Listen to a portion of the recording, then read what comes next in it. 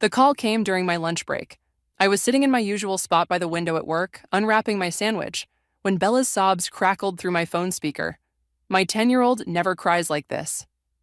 Baby, slow down. What happened? Pumpkin's gone, she choked out between hiccups. Grandma and Grandpa, they took her to the shelter while I was at school. My stomach dropped. The sandwich fell from my numb fingers as rage and disbelief collided in my chest. They did what? They said she was too much trouble. Bella's voice cracked. Mom, please come home. Please help me get her back. I was already grabbing my purse, my hands shaking. I'm on my way, sweetheart. Don't move. Fiona? My colleague Trent appeared at my cubicle, concern etched on his face. Everything okay? My parents just gave away my daughter's cat without telling either of us. The words tasted bitter. I have to go. Jesus, that's messed up. He helped me gather my things. Let me know if you need anything. The drive home was a blur of white-knuckled steering and suppressed screams. How dare they? My parents were watching Bella after school while I worked, a temporary arrangement until summer camp started next week. They had no right. But they'd always been like this, hadn't they? Making decisions for everyone else, steamrolling any objection with their certainty that they knew best. I'd spent my whole life under that thumb. Bella flew into my arms the moment I walked in. Her face was blotchy, her dark curls wild. We have to get her back, Mom. Pumpkin must be so scared. We will, baby, I promise. I held her close, breathing in the familiar scent of her strawberry shampoo. Where are Grandma and Grandpa? They left after dropping me off. Grandma said to tell you they did what needed to be done. Of course they had. Hit and run, their specialty when they knew they'd crossed a line. My phone buzzed with a text from my mother. That cat was destroying our furniture when Bella stayed over. This is for the best, you'll see. I wanted to throw my phone across the room. Instead, I called the local shelters while Bella huddled against me on the couch. The third call hit pay dirt. Yes, we had an elderly couple bring in an orange tabby about 2 hours ago, the shelter worker confirmed, but I'm afraid she's already been adopted. A family came in right after and fell in love with her. My heart sank as I looked at Bella's hopeful face. Is there any way to contact them? This was a huge mistake. The cat was taken without our permission. I'm so sorry, but we can't give out adopter information, and they've already left with her. Bella crumpled when I told her. I held her as fresh sobs racked her small body, my own tears falling into her hair. Pumpkin had been her companion for 3 years, a tiny kitten we'd rescued from behind our apartment building. Now she was just gone. My phone kept buzzing. More texts from my mother. Don't make this into a drama. You're too soft with her. She needs to learn about life's disappointments. I silenced the notifications, sick to my stomach. But as I scrolled through my banking app to see if we could maybe afford another cat soon, something caught my eye. A transfer I didn't recognize. $5,000 moved from my savings to my parents' account last week. My hands started trembling again as I dug deeper. There it was, a pattern of transfers going back months. Small amounts at first, growing larger. Money I hadn't authorized, money I hadn't even known was missing. The familiar weight of their control pressed down on my chest. How long had they had access to my accounts? What else had they been doing behind my back? Bella had cried herself to sleep against me, her cheeks still damp. I stroked her hair, thinking of all the times I'd swallowed my own tears as a child, accepting their decisions because they knew best.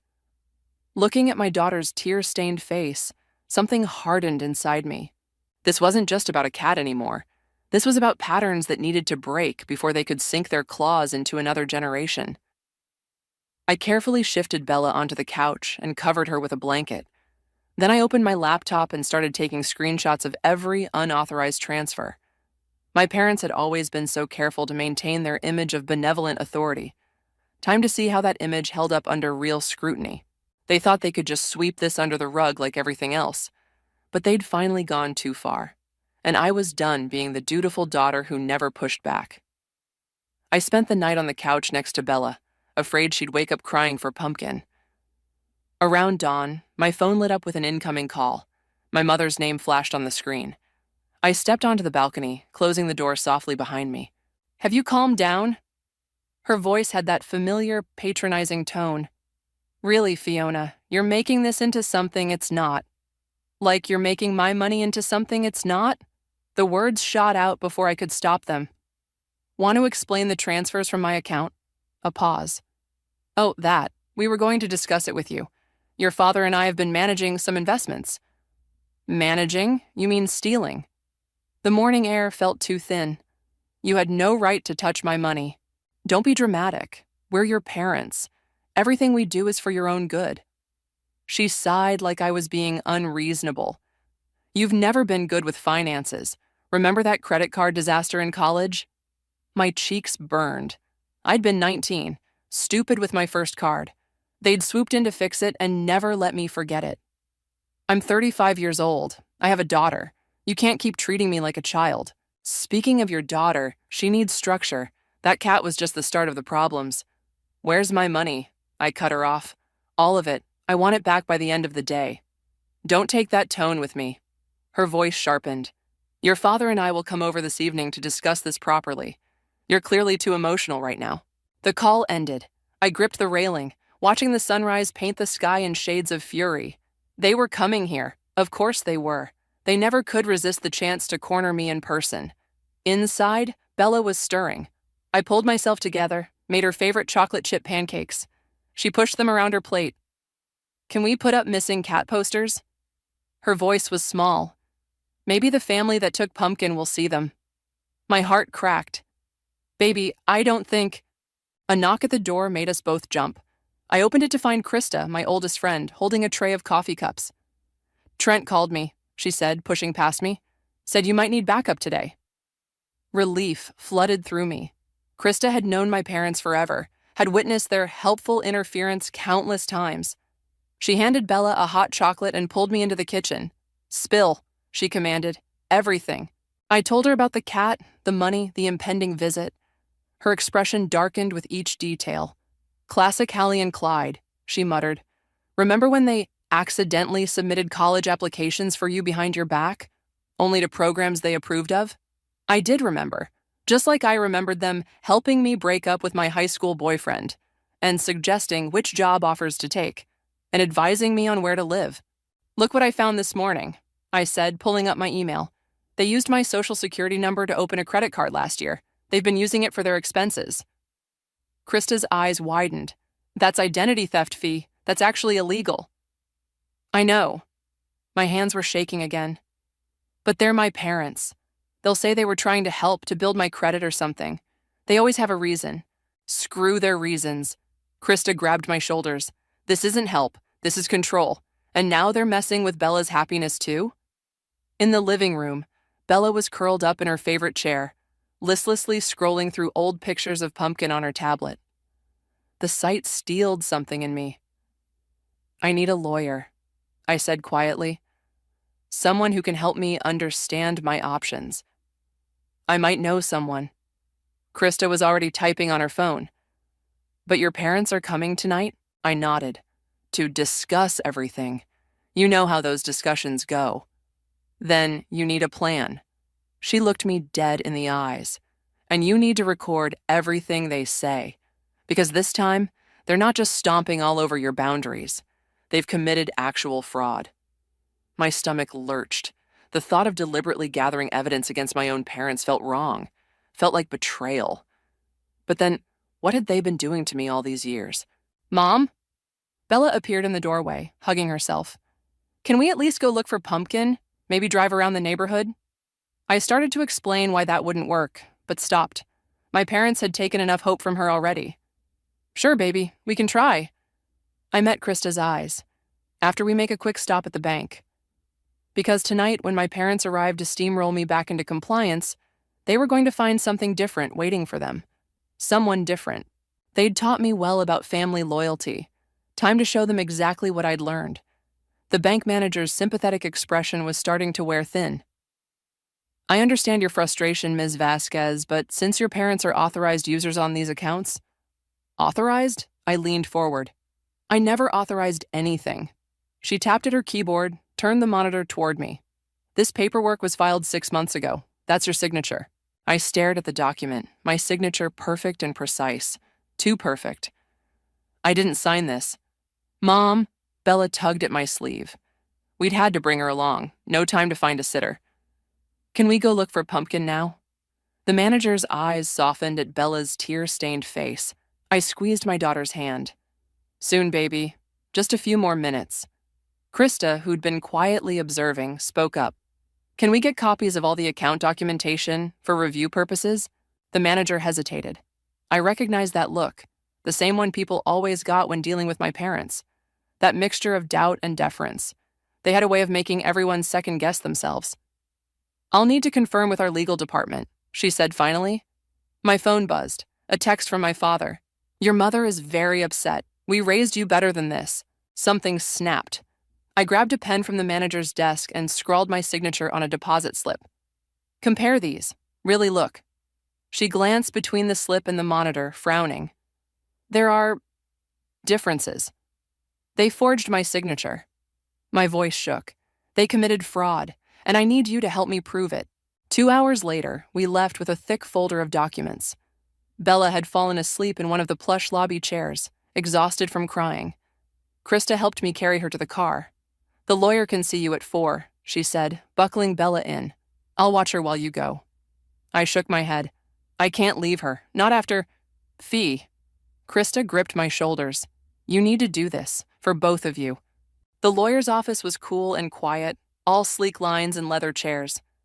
Ashton, the lawyer Krista recommended, reviewed the bank documents while I tried not to fidget. This is clear fraud, he said finally. But are you sure you want to pursue this? Cases involving family can get messy. They took my daughter's cat to the shelter without permission. The words still felt surreal. They've been stealing my money. What else have they done that I don't know about? He nodded slowly. Let's start with a forensic accounting review. See exactly what we're dealing with. My phone buzzed again. Mother. We'll be there at 7. Your father is very disappointed in your behavior. I showed Ashton the text. They're coming tonight, to discuss everything. Don't let them in. His response was immediate. Don't engage at all until we understand the full scope of their actions. But as I left his office, another text arrived. This one from my father, with a photo attached. My heart stopped. It was an old picture of me at 19, mascara streaked down my face, holding a maxed-out credit card statement. The day they'd saved me from my financial mistakes. Remember who's always been there to fix your problems, the text read. Don't make this ugly. I sat in my car, hands trembling on the steering wheel. They'd kept that photo all these years, kept it as ammunition. When I picked up Bella from Krista's, she was playing with Krista's new kitten. The sight of her sad smile broke something in me. Baby, I said softly, how would you feel about staying at Aunt Krista's tonight? Her eyes widened. But what about when Grandma and Grandpa come? I need to talk to them alone first, about grown-up things. Are you going to get Pumpkin back? I couldn't lie to her. I don't know, but I'm going to try to make sure nothing like this happens again. Back home, I started gathering papers, bank statements, credit card bills, anything that might help build my case. In my parents' guest room, where they stayed when visiting, I found more, documents with my signature that I'd never seen, financial statements addressed to me, but opened. The doorbell rang at exactly 7 p.m. Through the peephole, I saw them standing there, mother perfectly coiffed, father adjusting his tie, looking exactly like the respectable, concerned parents they'd always presented to the world. I thought of that photo they'd kept, of all the times they'd used my past mistakes to keep me in line, of Bella's tears this morning. Taking a deep breath, I opened the door, but only partway, keeping the chain on. We need to talk, I said, my voice steadier than I felt, but not here, and not on your terms, not anymore. You're being ridiculous. Mother's voice carried through the gap in the doorway. Let us in so we can sort this out like adults. Adults don't forge signatures, I said. Adults don't steal money or give away other people's pets. Everything in your life that's going well is because of our guidance. Father's tone was gentle, reasonable, the voice he used when explaining why my choices were wrong. You're upset about the cat. We understand, but do you want to explain the credit card you opened in my name? I watched their expressions shift. Or should we discuss that with the police? Mother's face hardened. You wouldn't dare. Try me. I closed the door on their protests, my heart hammering. Through the window, I watched them retreat to their car, heads bent in discussion. They wouldn't give up easily. They never did. My phone lit up with a text from Trent. How are you holding up? I sent back a quick, still breathing, before collapsing onto the couch. The house felt too quiet without Bella, without Pumpkin's little chirping meows. Another text arrived, an unknown number. My breath caught as I read it. Hi, I'm Amy from Sunshine Shelter. About the orange tab you brought in yesterday. Can you call me? I called immediately, hands shaking. Yes, hello, this is Fiona. I wasn't supposed to do this, Amy said quietly. But something felt off about how that cat was brought in.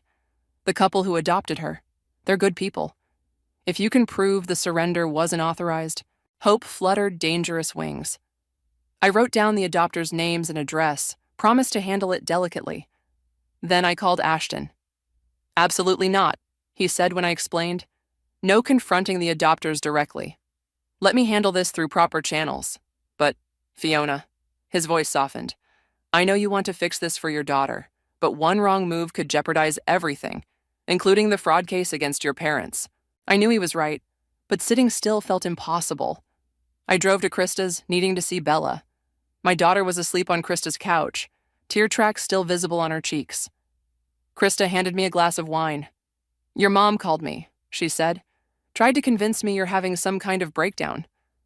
I laughed hollowly. Of course she did. What else? She mentioned things about your ex, about why you really got divorced. The wine turned sour in my mouth. What did she say? That you drove him away with your emotional instability, that they had to step in to protect Bella. Krista watched me carefully. You never told me the whole story. Because it wasn't true. My hands were shaking again. They hated that I married him without their approval. I swallowed hard. They made sure he knew every mistake I'd ever made, every flaw, every reason he shouldn't trust me with Bella. Jesus, Fee. He left. They helped him get a good lawyer, helped him paint me as unstable. The memories still burned. I only kept custody because he didn't really want it. He just wanted to hurt me like they told him I deserved. Krista's face had gone pale. And you never fought back? They said they were protecting me, that they knew best. I looked at Bella, peaceful in sleep. I believed them for so long. My phone buzzed. Mother again. But this time, she'd sent an email. Subject line, what we found in your old diaries. The preview showed a photo, pages from my teenage journal, detailing a party where I'd gotten drunk, done things I'd rather forget, things I'd never told anyone but those private pages. They'd kept my diaries. All this time, they'd been holding on to ammunition. What is it? Krista asked, seeing my face. They're going to try to destroy me. My voice sounded distant, like they did with my marriage. They'll use everything they have. Then you need to strike first. Krista's voice was steel. You need to show Bella that bullies don't win, even when they're family. I thought of my daughter waking up crying for her cat, of all the times I'd swallowed my own tears because fighting back seemed impossible. I need your guest room, I said suddenly. For a while, for both of us. Of course. And I need you to help me move some things from my house, tonight, before they come back. Because they would come back, with their reasonable voices and their carefully curated evidence of my failures, with their practiced ability to make everyone doubt me. But this time would be different. This time I wasn't just fighting for myself. I picked up my phone and called Ashton again. I'm ready, I said. Whatever it takes, let's make them answer for everything. Moving in with Krista was supposed to be temporary, but as I packed our essentials at midnight, every childhood photo felt like an accusation. Had I always been this ungrateful daughter they claimed? Mom? Bella appeared in my doorway, rubbing her eyes. Are we running away? The question hit like a punch to the gut. No, baby, we're just taking some space to figure things out. Like when Dad left, I stopped folding clothes, really looked at her. She seemed smaller somehow, shoulders curved inward protectively. What was I teaching her about dealing with problems? This is different, I said, but the words felt hollow. Morning brought fresh chaos. Texts from my parents to half my contact list, concerned messages about my mental state, 3 voicemails from my father, each more wounded than the last. But it was the email from my mother that made my blood run cold.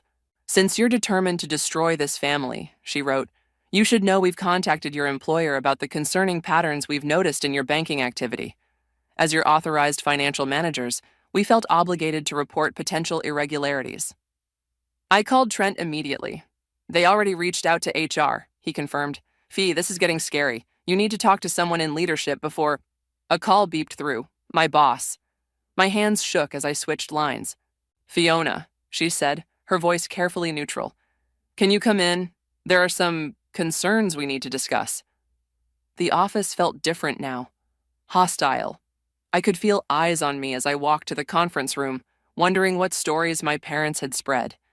My boss wasn't alone. HR sat with her, along with someone from legal.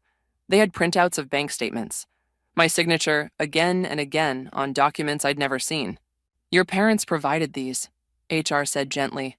"They're worried about your state of mind, about possible financial improprieties." "They forged those signatures." My voice cracked. "They're the ones stealing from me. I can prove it." "Nevertheless, given the sensitivity of your position and access to company accounts, we'll need to place you on administrative leave while we investigate." The room spun. Without my salary, how would I support Bella? Pay for her therapy? Fight this legal battle? I stumbled out to find Trent waiting. "I heard," he said. "Come on, let's get coffee." At the cafe across the street, he pushed a paper across the table. "I've been gathering something for you. Every time I noticed your parents' interference over the years, dates, incidents, witnesses, including that time your mother called our biggest client to discuss concerns about your project management. I remembered. The client had pulled their business.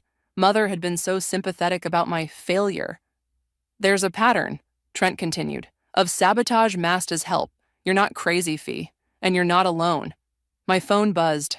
Ashton. "Check your email," he said when I answered. "Now." The subject line read, "Found something interesting." Inside was a scan of an old document, my parents' business loan application from 20 years ago. With my signature as guarantor, I stared at the date. I would have been 15. "That's just the start," Ashton said. "They've been using your identity for decades, building their success on your forged signature. If this goes public, they'll lose everything," I whispered. "Exactly. Which means they'll fight harder. Are you ready for that?" Was I? I thought of Bella asking if we were running away, of all the times I'd taught her to stand up to bullies at school while letting my own bullies control my life. "We need to move fast," I said, "before they can hurt anyone else." "Already on it, but Fiona—" Ashton paused. "The shelter called. The family that adopted Pumpkin, they're willing to meet, off the record." My heart leaped. "When?" "Tonight, but your parents can't know. If they interfere again, they won't." I looked at Trent's careful documentation of their manipulation, at the loan document that proved their decades of lies. I'm done letting them control my story. Back at Krista's, I found Bella drawing pictures of Pumpkin. She looked up hopefully as I entered. "Hey, brave girl," I said, sitting beside her. "Want to go on an adventure with me tonight? To meet some people who might be able to help us get Pumpkin back?" Her eyes lit up for the first time in days. "Really?" "Really. But first, I need you to know something." I took her small hands in mine. "Sometimes the people who say they're helping us are actually hurting us. And when that happens, it's not running away to protect yourself. It's being brave enough to say, 'No more.'" She nodded solemnly. "Like with Grandma and Grandpa?" "Like with Grandma and Grandpa," I confirmed. "And baby, I'm done letting them hurt us." The house was small but welcoming, with wind chimes tinkling on the porch and cheerful flowers in the garden. Bella clutched my hand as we approached the door. "What if they don't want to give her back?" she whispered. Before I could answer, the door opened. A woman about my age stood there, her kind face creased with concern. Behind her, I caught a flash of orange fur. "Pumpkin!" Bella cried. The cat's head popped up from a window perch, ears twitching at the familiar voice. She lipped down, trotting toward us with her distinctive chirping meow. "She's been crying for days." The woman, Sarah, said softly. Now I understand why. We sat in their living room, Pumpkin purring in Bella's lap, while Sarah and her husband Tom listened to our story. Their faces darkened as I explained about my parents, the unauthorized surrender, the pattern of control. We've gotten attached to her, Tom admitted, but she's clearly your cat. We can't keep her knowing she was taken wrongfully. Relief flooded through me. Thank you, you have no idea. My phone buzzed. Then Sarah's house phone rang. Hello? She answered. Her expression changed. Yes, this is Sarah. What? No, that's not. Hold on. She held out the phone to me, looking shaken. It's your mother. Of course it was. They'd somehow tracked us here. My hands trembled as I took the receiver. You're embarrassing yourself, Mother said without preamble. These nice people don't want to be involved in your drama, and now you're dragging your daughter into it? How did you... We've already explained to them about your emotional instability, about how you're not thinking clearly. Her voice dripped concern. Come home, darling. Let us help you through this episode. Bella was watching me, still holding Pumpkin. Sarah and Tom exchanged uncomfortable glances. No, I said firmly. You don't get to do this anymore. I hung up and turned to Sarah and Tom. Whatever they told you. They said you're having a breakdown. Tom said carefully. That you lost custody of your daughter once before. That's not... My voice caught. They helped my ex-husband try to take her. They've been manipulating everything for years. My phone buzzed again. A text from an unknown number. Your parents asked me to reach out. I think it's time we discussed Bella's well-being again. My ex-husband. They'd actually called him. Mom? Bella's voice was small. I don't want to see Dad. You won't have to. I pulled her close, Pumpkin sandwiched between us. I promise. Sarah touched my arm. We have a security camera. It recorded your parents bringing Pumpkin in. Everything they said. Would that help? I stared at her. You'd give me that footage? Of course. Her eyes were fierce. What they did wasn't right. Tom was already accessing their security system. I'll email you the video now, and we want to make a statement about how they misrepresented the situation. My phone kept buzzing. My parents, my ex, unknown numbers. But watching Bella with Pumpkin, seeing these strangers choose truth over manipulation, something crystallized inside me. I called Ashton. My parents contacted my ex, I said without preamble. They're going to try for custody again. I thought they might. He didn't sound surprised. Which is why I've been building our case. The fraud, the forgery, the pattern of parental alienation. But Fiona, if we do this, it has to be all the way. No backing down. They're at my workplace. They're calling everyone I know. They're trying to take my daughter. My voice hardened. I want them stopped. Then let's stop them. I'm filing the paperwork tomorrow morning. But you should know, your father just tried to empty your accounts. All of them. The last thread snapped. Did he succeed? No. The fraud alert we placed blocked it, but they're getting desperate. When we left Sarah and Tom's, Pumpkin secure in her carrier, Bella asked, Are we going back to Aunt Krista's? No, baby. We're going somewhere safer. I drove to the small extended stay hotel Ashton had recommended, checking us in under a different name. As Bella settled in with Pumpkin, I made one last call. Mother, I'm only going to say this once. Back off, or tomorrow everyone sees who you really are. The fraud, the forgery, everything. You ungrateful. I'm done being grateful for abuse. I hung up and blocked their numbers. Tomorrow would bring war, but tonight my daughter slept peacefully, her cat curled beside her. And for the first time in years, I felt truly, completely awake. The courthouse hallway felt too bright, too exposed. I smoothed my blazer for the 100th time, trying to project confidence I didn't feel. Krista sat beside me, holding my hand. Bella was safe at her house with Pumpkin, away from this mess. They're here, Krista whispered. My parents walked toward us, perfectly coordinated as always. Mother's pearl necklace gleamed like armor. Father adjusted his gold cufflinks, my graduation gift to him, bought with money they'd controlled. Fiona. Mother's voice carried down the hallway. This isn't too late to fix. I stood, legs shaking. You're right, it's not. Think about what you're doing, Father pleaded. To the family, to your daughter. I am thinking about my daughter. My voice grew stronger. I'm teaching her that love doesn't come with chains. Ashton appeared, carrying a thick folder. Behind him came Sarah and Tom, then Trent. Even my boss had come, holding printed records of my parents' interference at work. Mother's face tightened. What is this? Witnesses, Ashton said calmly, to decades of financial abuse, emotional manipulation, and fraud. We were protecting her, Father insisted. Everything we did was illegal. Ashton opened his folder. Would you like to explain these loan documents? The ones with your 15-year-old daughter's forged signature?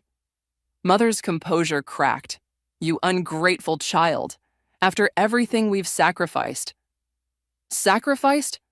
The word burst out of me. You sacrificed my autonomy, my relationships, my sense of self. You tried to sacrifice my daughter's happiness just to prove you could. We made you successful. Mother's voice rose. Everything you are is because of us. No. I stepped closer. Everything I am is despite you. Every time you knocked me down, every time you made me doubt myself, I got back up. I survived you. Mrs. Vasquez, Ashton interrupted smoothly. Would you like to explain these bank transfers, or should we discuss them with the fraud investigator waiting in the courtroom? Father grabbed Mother's arm.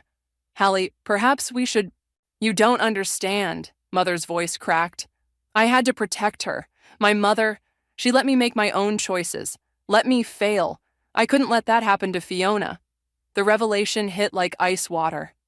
So you became the mother you feared? I became the mother you needed. No. My voice was quiet but firm. You became the mother you needed. But I needed someone who could let me grow, even if it meant watching me stumble. The judge is ready, the bailiff announced. Mother stepped forward, pearl necklace catching the light. If you do this, you'll regret it. You'll never survive without us. I thought of Bella, safe with Pumpkin, of Krista's unwavering support, of Sarah and Tom's simple kindness, of Trent's careful documentation of truth. I'm not just surviving anymore, I said. I'm living, and my daughter will grow up knowing the difference between love and control. This is your last chance, Father warned. Think about Bella's future. I am. I squared my shoulders. I'm saving her from becoming another link in this chain of abuse. Mother's hand flew up, to grab me, to slap me. She'd never struck me before, but I'd also never stood so firmly against her. The bailiff stepped forward. Krista moved to my side. Mother's hand dropped. You'll come back, she said, but her voice wavered. You always do. No, Mother, I won't. And neither will Bella. In the courtroom, I watched them deflate as evidence mounted. Bank records, forged documents, the shelter video, witness statements. Their carefully constructed image crumbled with each revelation.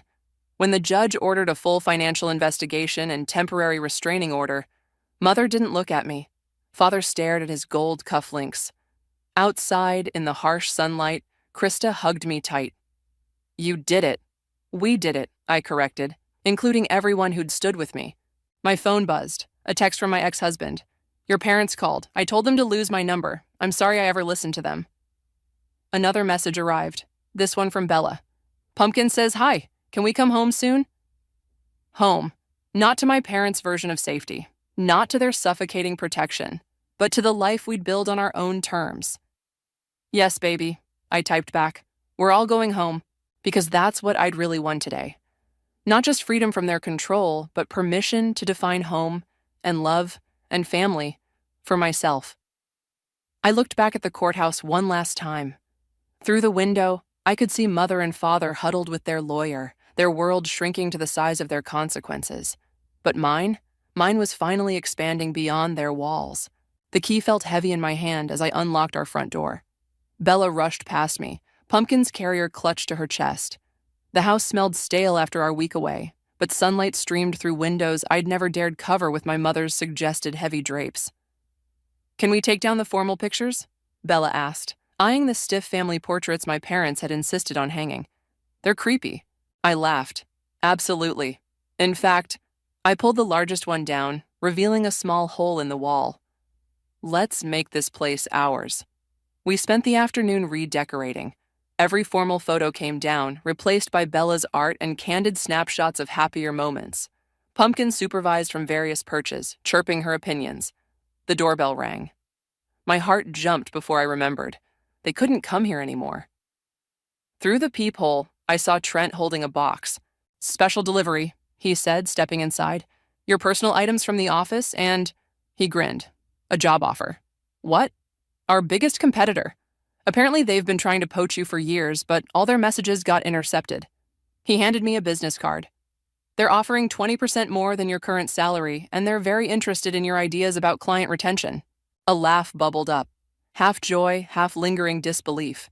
How many opportunities had my parents deflected for my own good? My phone buzzed. Unknown number. I almost declined before recognizing the area code. "Fiona?" A familiar voice. "It's Margaret, your mother's sister?" My breath caught. Aunt Margaret had vanished from our lives when I was 12, labeled unstable by my parents. I didn't expect... I saw the court records. Her voice softened. "They did the same thing to me, you know. Forged my signature, isolated me from the family. I've been trying to reach you for years. They told me you had a breakdown, that you were dangerous." "No, honey, I just refused to let them control me." She paused. "I have all the letters I tried to send you. Birthday cards for you and Bella. Would you like to see them?" Tears spilled down my cheeks. Another piece of my stolen life, finally recovered. The doorbell rang again. This time it was Krista, carrying paint samples and takeout. "I figured we're redecorating, right? Time to get rid of your mother's tasteful beige?" We spent the evening painting Bella's room sunshine yellow, her chosen color. She hung fairy lights and positioned Pumpkin's bed in the perfect spot. With each change, the house felt lighter. "Mom?" Bella called from the hallway. I found something weird. She held up a small key she'd discovered behind one of the formal photos. It looked familiar. "The attic," I breathed. My parents had claimed the key was lost years ago, the space unsafe to enter. The key turned smoothly in the lock. Dust motes danced in our flashlight beams as we climbed the stairs. And there, in neat rows of boxes, lay my past. Diaries they'd claimed were destroyed. Photos of friends they'd deemed inappropriate. Art projects labeled too messy for display. "What's this?" Bella pulled out a worn, stuffed rabbit. "Hoppy." I touched its matted fur. "My favorite toy. They said I'd thrown him away during a tantrum." "He looks nice." Bella hugged the rabbit. "Can we keep him?" "We can keep everything we want." I opened another box, finding college acceptance letters to schools they'd said rejected me. "And throw away anything that hurts." We carried boxes downstairs, spreading their contents across our freshly painted rooms.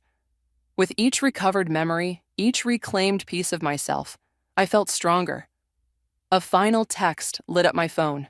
"Father, your mother's not well. She needs you." I thought of Aunt Margaret's lost letters, of opportunities hidden and choices stolen, of Bella happily arranging my childhood treasures beside her own. "I need me more," I typed back. Then I blocked his number too. Bella appeared in my doorway, Hoppy in one arm, Pumpkin in the other. "Can we order pizza?" "Of course." I smiled at my daughter, so confident in her right to ask for what she wanted. "Any toppings you like?" Because that's what freedom tastes like. Making your own choices, big and small. Creating your own definition of family, of home, of love. And sometimes it tastes like pizza with extra cheese, eaten on the floor of a half-painted room, surrounded by rescued pieces of yourself, finally free to become whole again.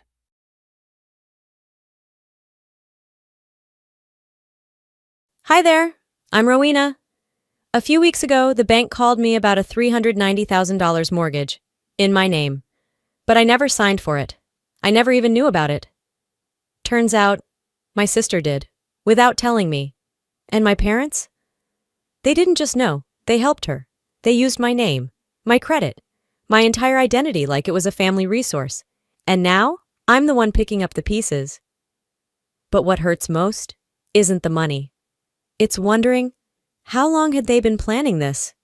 It was a Friday afternoon that had no intention of being memorable.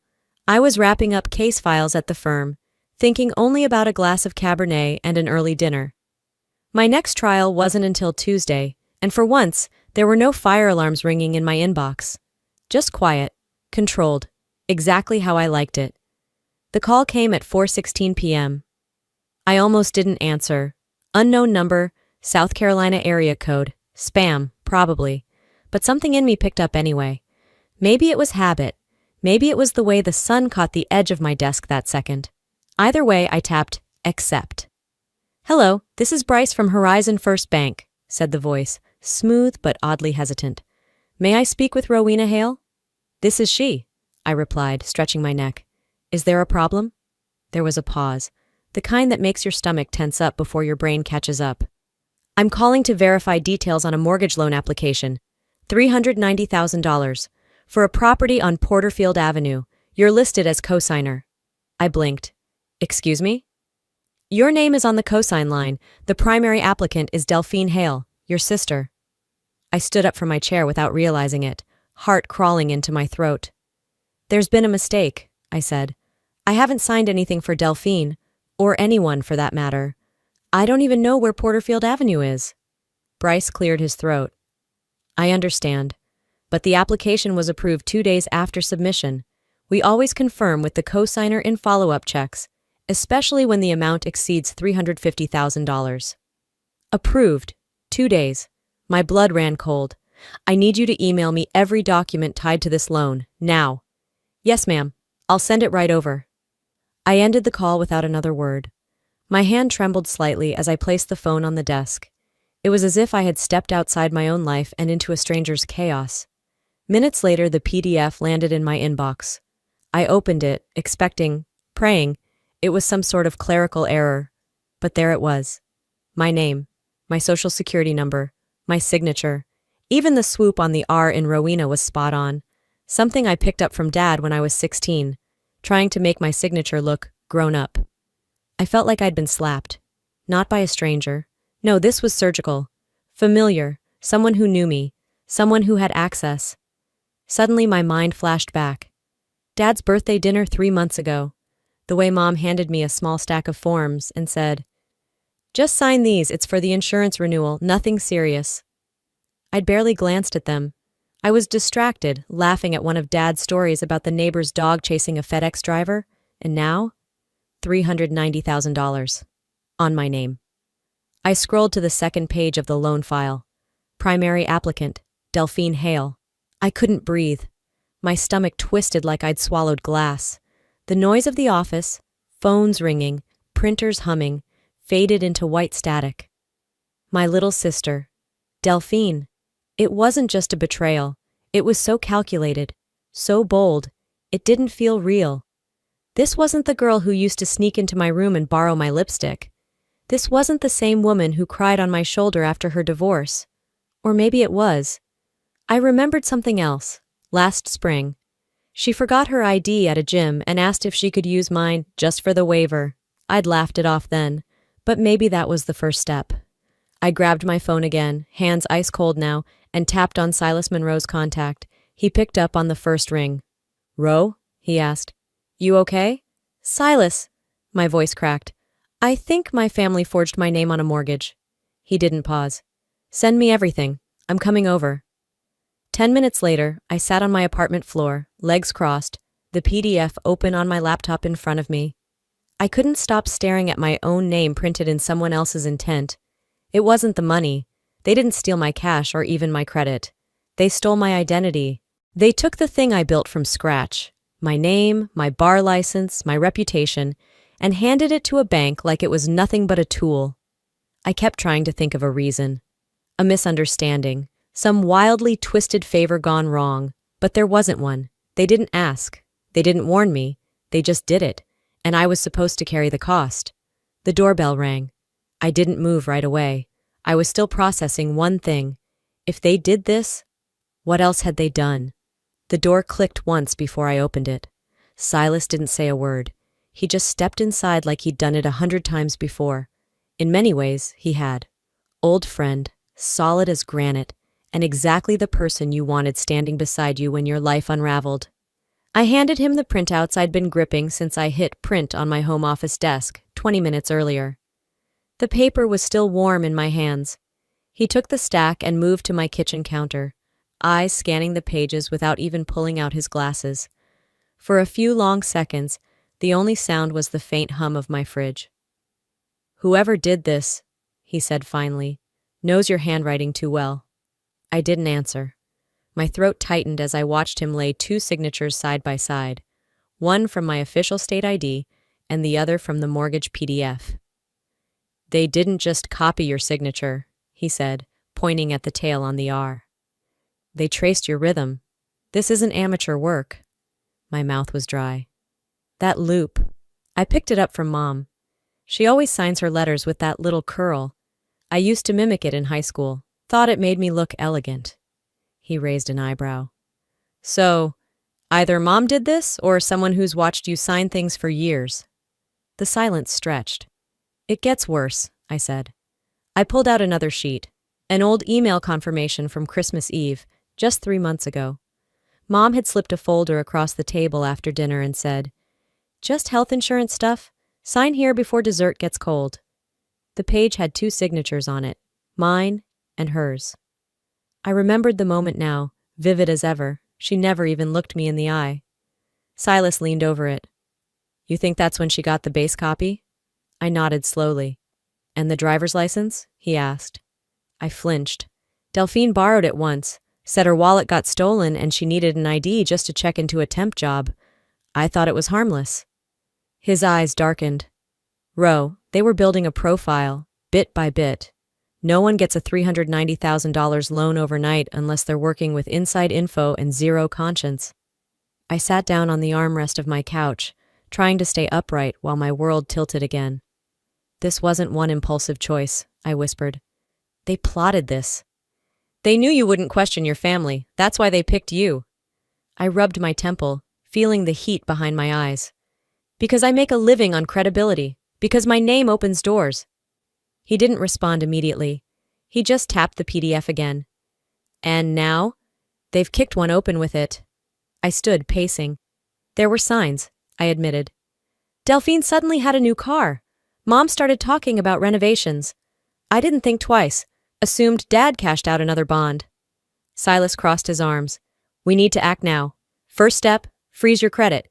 Then we pull every report tied to your social security number, every open account, every data breach." "I'm not calling the fraud division yet," I said quickly. "Not until I know how deep this goes." He studied me. "You think they've done more?" I nodded. "I don't think this stops at one loan. I think it's layered. Accounts, credit, maybe even investments." He paused. "So what's your move?" "I want to talk to Delphine. Alone. I need to hear it from her." "You think she'll admit it?" "No," I said. "But I'll know if she lies." Silas didn't push back. He knew me well enough to know when I needed a beat to sort things myself. I walked to the window, watching the glow of streetlights settle across the street like a soft warning. It had gotten darker without me realizing it. The afternoon had bled into evening, and my apartment now felt like a glass cage. "She always said she hated confrontation," I murmured. "But this was surgical." I picked up my phone, opened a new message, and typed 3 words. "We need to talk." I hit send before I could second-guess it. Then I leaned my head against the cool glass and whispered, "How long were you planning this, Del?"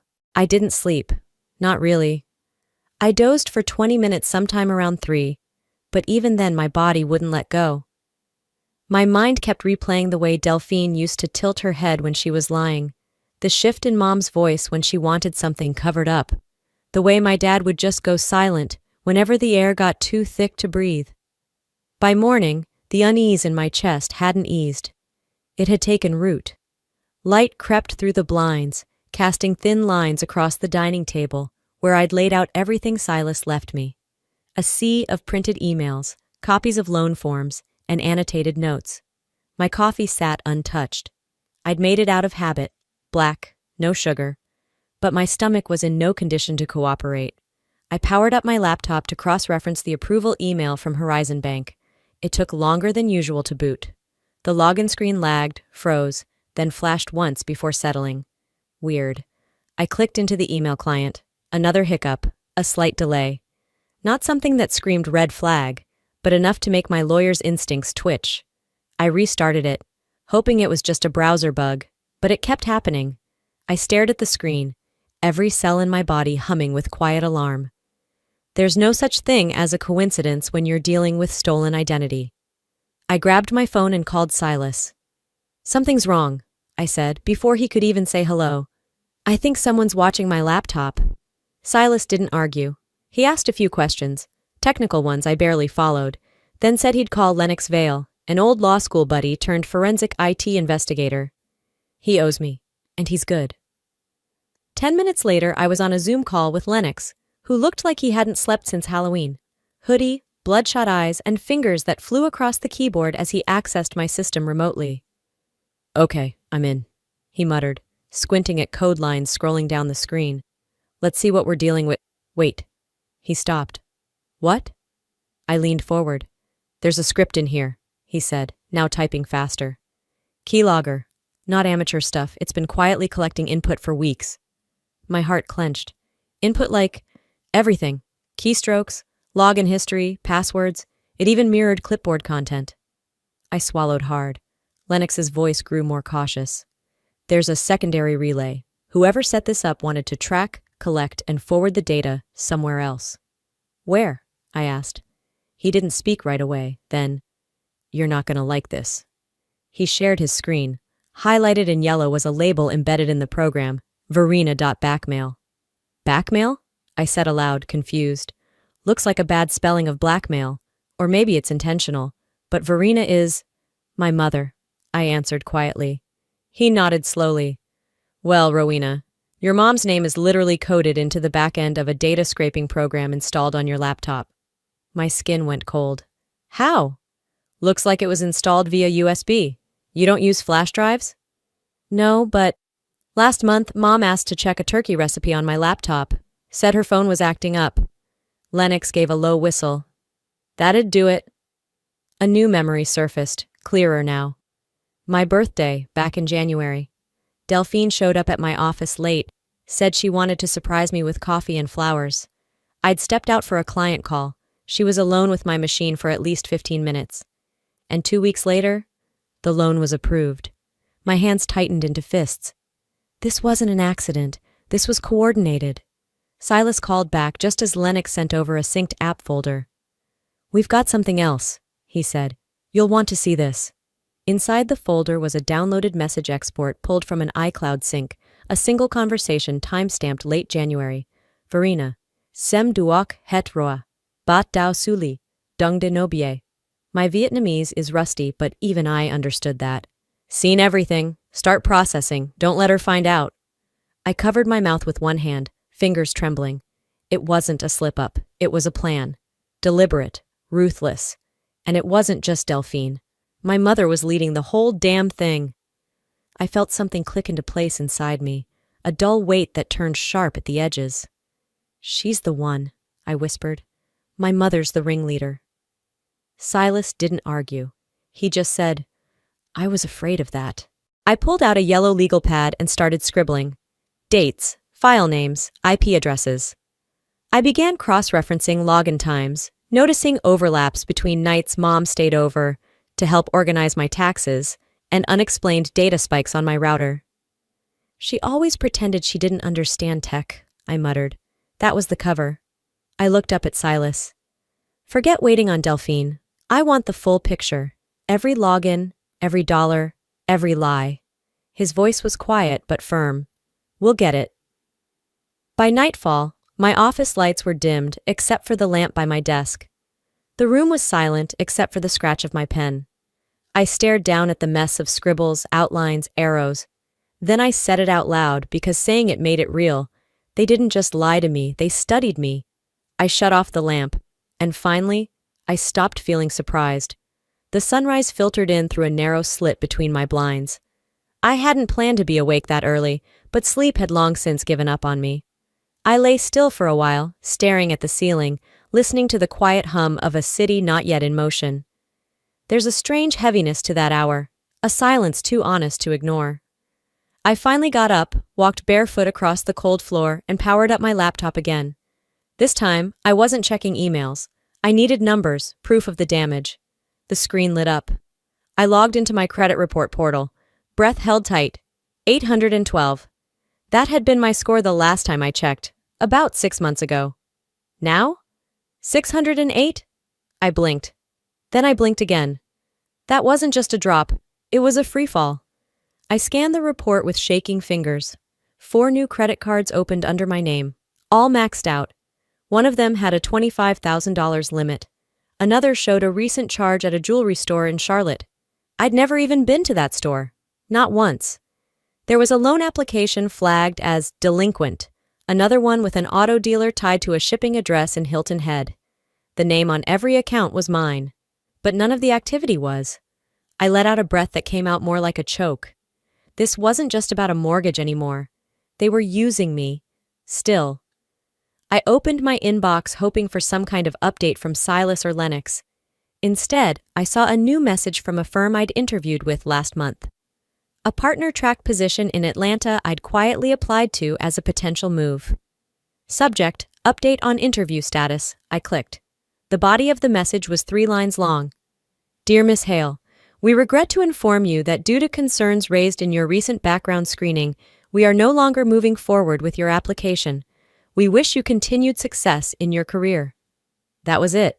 No elaboration, no chance to explain, just gone. I stared at the screen, hands turning cold.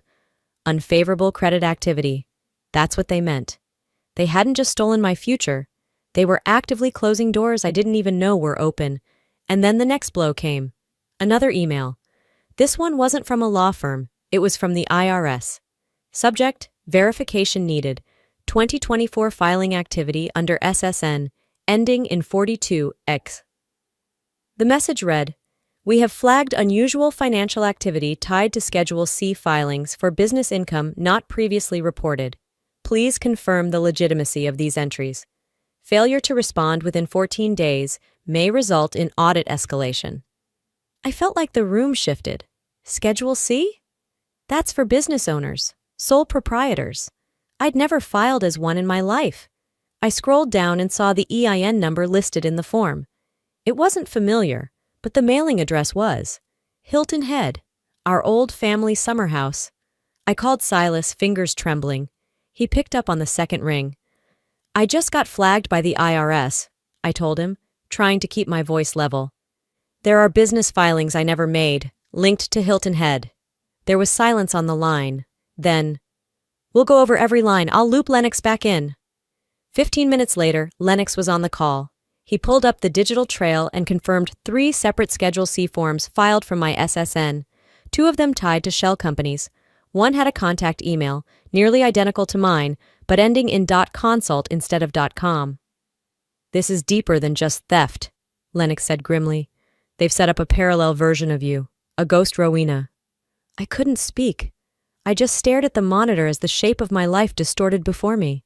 Row, Silas said gently. If this hits your current job, there's a chance they'll open an internal review. They'll see liabilities, credit flags, legal inconsistencies. I could lose my bar license, I whispered. You're not just the victim here, he said. You're the asset. They're draining everything you've spent your life building. I sat back, the weight of it pinning me in place. I thought of every sleepless night in law school, every win I fought for in court, every moment I held back just to protect this name, this version of me. I opened my leather journal, the one I kept for thoughts too raw for email. I wrote, they're not just betraying me, they're trying to replace me. And then came the final gut punch. A new email popped in. Subject line, policy risk notification, professional liability insurance. The body read, due to recent shifts in credit reliability, your standing with our underwriting department has been flagged. Please submit updated financial documents within 10 business days to avoid suspension. I closed the laptop slowly. This wasn't just about money, or lies, or loans. This was about survival now. I stood and whispered aloud to the empty room. If they're not stopping, neither am I. I spent the next few hours sifting through paperwork, scanning emails, and uploading files to Silas and Lennox like I was assembling a war map. I didn't even realize how late the afternoon had gotten until the light in my apartment turned from golden to steel gray. I hadn't eaten. I hadn't even showered. All I knew was that my life, my real life, was dissolving beneath layers of someone else's decisions. My phone buzzed. Silas. I answered on the first ring. Tell me you found something. I wish I hadn't, he said, voice flat. Rowena, the income verification on the mortgage, it's signed by your father. I froze. No, that's not possible. My dad. He doesn't even handle our taxes. He did this time, Silas said, and I triple-checked. Same handwriting from other official forms he's filed. Same signature. He sent the scan over. I clicked. There it was. Jasper Hale scrawled beneath the words, employment verified by immediate family member. I couldn't speak. I just sat there staring at the page, my stomach folding in on itself. I had seen that signature 100 times. On school permission slips, on birthday cards, on the dotted line of my college loan cosign. He hadn't been tricked. He'd participated. It wasn't just my mother. It wasn't just Delphine. It was all of them. I stared out the window, jaw clenched so tight it hurt. I didn't care if they thought it was for Delphine's sake, or for the family, or out of desperation. He knew. He signed off on my name, knowing it would break me if it ever surfaced. But that wasn't even the worst of it. Minutes later, Lennox called. You're gonna want to sit down, he said. I'm already sitting, I replied, trying to sound steadier than I felt. I pulled a voice archive off Horizon's call logs from 2 months ago. Someone verified the loan over the phone. So? It was your dad. He sent the audio file. I hit play. Rowena Hale has excellent credit standing. She's my daughter. Yes, you can proceed. She's aware of the loan details. I stopped the recording. That one line, she's aware. It rang louder than any accusation. My father hadn't just signed paperwork. He had given them his voice, his approval, his lie. I was done staring at screens. I grabbed my car keys, threw on the nearest jacket, and drove. They lived just 15 minutes away, but in that drive, I passed through 100 different versions of myself. Daughter, victim, lawyer, stranger. When I pulled into their driveway, the sun was low, casting long shadows across the grass. My father was out front, trimming the hedges, calm, like nothing had collapsed. I stepped out, holding a folder. Dad, I called. He looked up, wiped sweat from his brow with the back of his hand. Hey, sweetheart, he said. You okay? I held up the folder. Let's not play this game. He took one look at my face and knew. I opened the folder, showed him the printed email and audio transcript. You lied to a bank. You said I knew about the loan. You signed forms. You vouched for income that wasn't mine. He exhaled heavily and set down the trimmers. I just wanted Delphine to have a shot, he said. I blinked. What? He shrugged, eyes suddenly glassy. You already have everything, Ro. The career, the respect, the money. Delphine, she's been trying. She just needed a boost. A boost? My voice cracked. So you dismantled my life to give her a shortcut? It wasn't meant to go this far. That excuse is older than your damn lawnmower. The front door opened. My mother stepped out, arms crossed, face unreadable.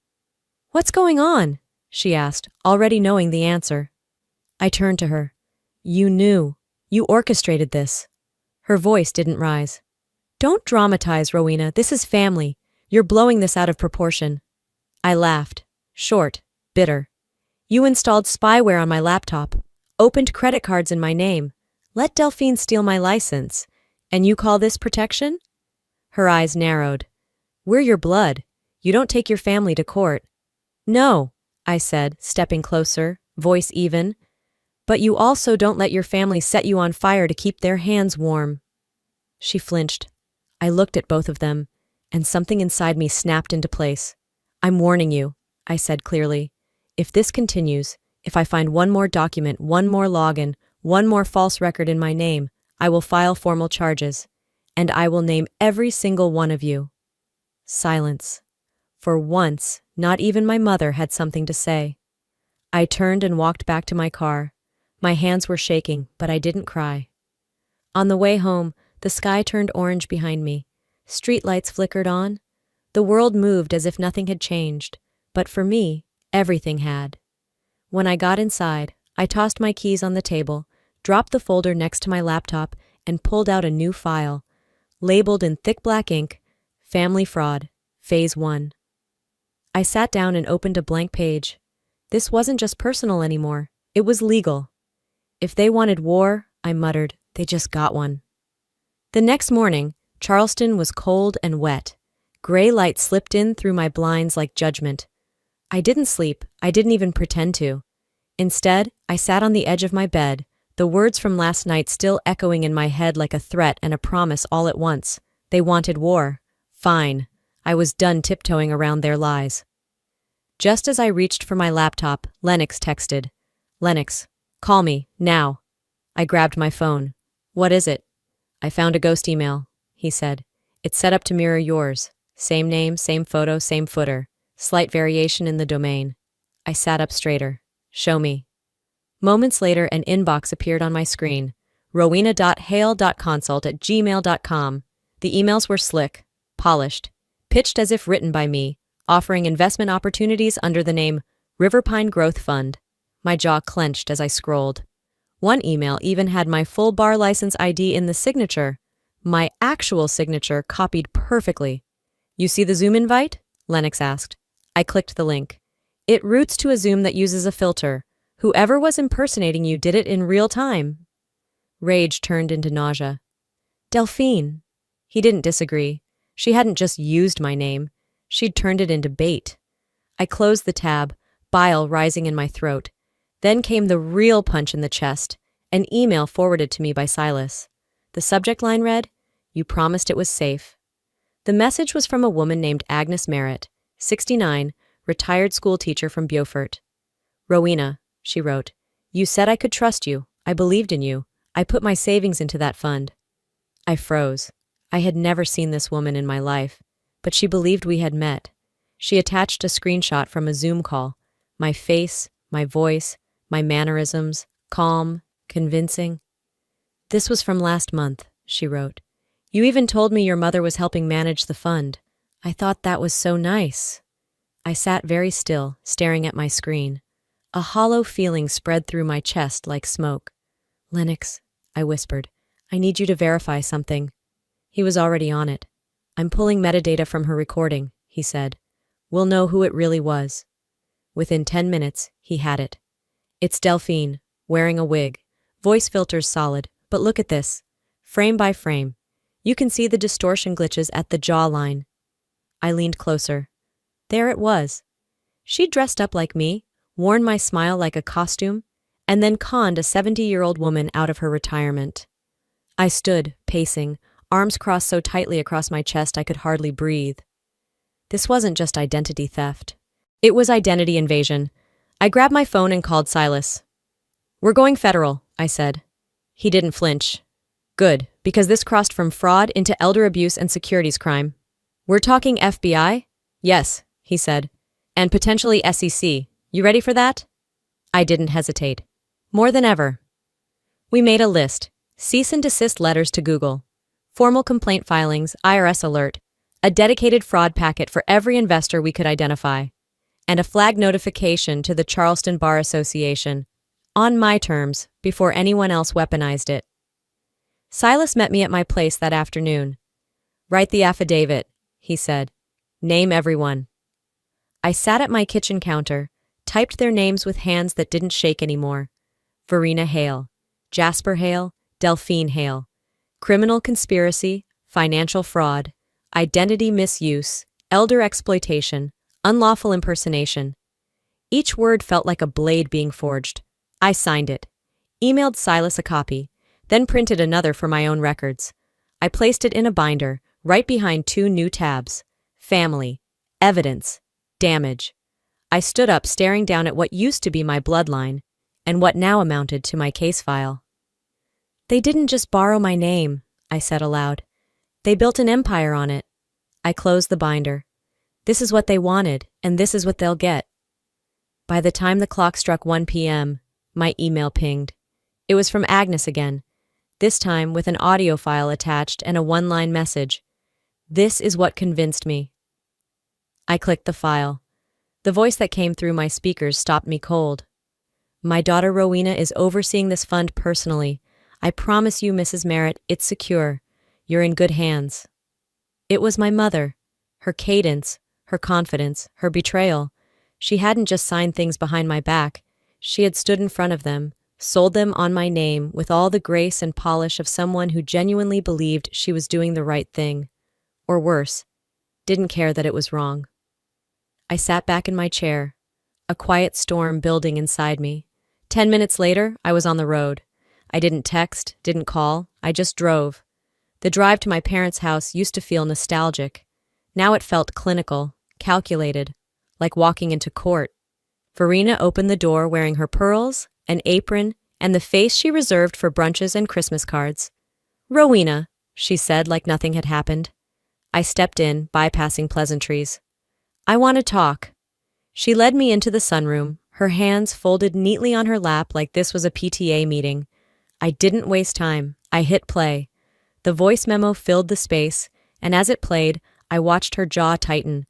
When it ended, she looked me dead in the eye and said, "I did what I had to. You wouldn't help your sister, so I did." I stared at her, stunned by the ease of her answer. No shame, no hesitation. Just a woman who'd convinced herself that betrayal was an act of maternal love. "You sold my name," I said quietly. "You have so much, Rowena," she said, eyes glassy. Delphine had nothing. She needed a break. I laughed. Not because it was funny, but because I couldn't believe I'd once thought we were alike. "You don't get to decide what I give," I snapped. "And you sure as hell don't get to steal it when I don't offer." Verena stood. "You're being dramatic. And you're being criminal." I turned to leave, but she followed, steps composed like she still thought she could contain the damage with grace. At the front door, Delphine appeared. She had tears in her eyes and a binder in her hands, the one I had dropped off 2 days earlier. "Please don't do this," she whispered. "This doesn't have to go public. It's family. It's complicated."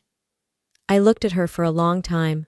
I thought about her childhood, her late-night phone calls, the way she used to crawl into my bed when thunder scared her. But then I thought about Agnes, and the money, and the lies. I stepped past her and said with finality, "Then maybe it's time family stops being a shield for crime." She didn't follow. I walked back to the car with no one behind me. Inside, I sat for a full minute before turning the key. The house behind me, my childhood home, was still. Frozen in a version of the past I couldn't crawl back into. Before I pulled away, I glanced once more at the upstairs window that used to be mine. The curtains hadn't changed since high school. It should have made me sad. It didn't. By evening, Silas and I sat in his office, the FBI case packet spread across the table. Names, evidence, timeline. He handed me the last document to sign. "Once this is in their system," he said, "there's no walking it back." I nodded. "That's the point." I signed. As we stood to leave, Silas put a hand on my shoulder. "You're not just doing this for you." "I know," I said. "I'm doing it for every person they thought wouldn't fight back." When I stepped out into the Charleston night, the air felt different. Not lighter, not easier, just clearer. The following morning, I didn't need an alarm. My body woke itself, wired, alert. The kind of alert that doesn't come from caffeine or fear, but from knowing something irreversible was about to begin. Charleston's skies were gray, flat, and cold, the kind of weather that didn't beg for optimism. I got dressed in silence, black blazer, soft blouse, low heels, my version of armor. The file folders were already in my bag, the paperwork signed. Silas had confirmed the FBI was coordinating with Horizon First Bank for a meeting. That was the word Frank Delaney, the branch manager, used when he called my parents. "There's been a discrepancy in your daughter's financial record. We'd appreciate it if the family could come in. Shouldn't take more than half an hour." I sat in the passenger seat of Silas's car, folder clutched like a shield. He didn't talk much. He didn't need to. This wasn't strategy anymore. This was execution. Inside the bank's conference room, the table had been cleared, but for 3 cold bottles of water and a crisp manila folder with their names on the front. The room felt sanitized, prepped, waiting for surgery. Verena walked in first, in pearls, as if she were about to negotiate a charity auction. Jasper followed, neutral and unreadable. Delphine arrived last, her hair in a bun too tight, her eyes darting. No one greeted me. Inspector Dallas entered a few minutes later, smooth and composed. He nodded at me, then turned to the others. Thank you for coming. This meeting was called to clarify some material inconsistencies regarding financial activity under Rowena Hale's identity. Verena gave a tight-lipped smile. I'm sure it's all a misunderstanding. I reached into my bag and pulled out the binder. Let's clear it up then. I opened it and laid out the exhibits. Forged signatures, mirrored email addresses, Zoom screenshots, voice logs, shell company listings, credit statements. All tied back to the same three names. Verena, Jasper, Delphine. Verena's smile cracked. You would throw your family under the bus for a little reputation? I didn't blink. You threw me under. I'm just climbing out. The silence that followed wasn't stunned. It was indignant. I raised you better than this, she said sharply. No, I replied. You trained me to stay silent, and I finally broke the training. Delphine's voice shook as she asked, You brought the FBI into this? I nodded once. You did that, when you brought innocent people into your scheme. As if on cue, Inspector Dallas set a device on the table and pressed play. A voice memo filled the room. Verena's voice, clear, confident. Rowena is overseeing this fund personally, I promise you. It's secure. The voice of a mother speaking with complete authority, to a stranger, about her daughter's non-existent business. Delphine cracked first. I didn't mean for this to happen, she whispered. I just wanted the house. I thought we could manage it. Mom said you'd never find out. Her words hit like static. Useless. Late. I kept waiting for you to notice, she went on, breaking down. But you didn't, so I thought, maybe we'd pull it off. Verena snapped, Delphine! But Delphine wasn't defending anymore. She's right. We studied her. We knew her logins, her tells. She was the perfect mask. Inspector Dallas spoke next, calm but absolute. Verena Hale, Jasper Hale, Delphine Hale. You are now under formal investigation for identity theft, fraud, and financial conspiracy. All of your known bank accounts will be frozen pending a full forensic audit. Please remain seated. Jasper didn't flinch, didn't look at anyone. Verena muttered, We're not criminals. Dallas didn't even blink. We'll let the records decide. Two agents stepped into the room. I didn't gloat, I didn't cry, I simply turned my gaze away as they were read their rights. Delphine looked back at me, lips trembling. I'm sorry, she whispered. I really am. I shook my head. So am I. But sorry doesn't fix this. She didn't argue. I gathered the binder and stood. As I passed the threshold of that room, I could feel the weight of what I'd just done settle onto my shoulders. Not guilt, not relief, just the cold clarity of knowing the truth was finally louder than the lies. I turned to Silas outside and said, Let's finish what we started. 3 weeks passed, and with them, a strange silence settled over Charleston. Not the kind of silence that follows peace. The kind that comes after a storm's center has shifted, but the wreckage still hums beneath your feet. On a gray March morning, I stepped into the federal courthouse. The marble floor echoed with every click of my heels. I wasn't nervous, not anymore. Not since the truth had been spoken aloud in front of people who mattered, but my chest still carried a quiet ache, an ache for what could never be repaired. The courtroom was full. Victims lined the benches behind the prosecution's table, men and women with weary eyes and folders in their laps. Agnes Merritt sat near the aisle, her hand resting on a younger woman's shoulder. I didn't know the girl, but I knew that look. The one that said, Please tell me this ends today. Judge Halberd called the room to order. I took the stand. My voice didn't crack. Not until I said Delphine's name. And even then, it was more breath than sound. I told the story as plainly as I could, how my name had been signed, how the accounts had been created, how the people I was supposed to trust most turned me into a mask they could wear to scam others. I didn't make it emotional. I made it irrefutable. When I stepped down, I didn't look toward the defense table. I didn't need to see if they watched me. The sentencing came that afternoon. Jasper Hale, my father, received 18 years. No possibility of parole for 10. Verena, my mother, was given 15. She blinked once but didn't show anything else. Delphine was sentenced to 12 years, ordered to pay restitution, and permanently barred from working in any professional advisory or fiduciary role again. Someone gasped behind me when they read Delphine's punishment. I didn't turn around. Judge Halberd's voice was calm but heavy. Family trust is not a license for crime. Betrayal doesn't become less corrosive just because it's signed in blood. And just like that, it was done. I stepped outside into a sunlit corridor and let the air settle into my lungs. It didn't feel like justice. Not entirely. It felt like an ending that cost too much to celebrate.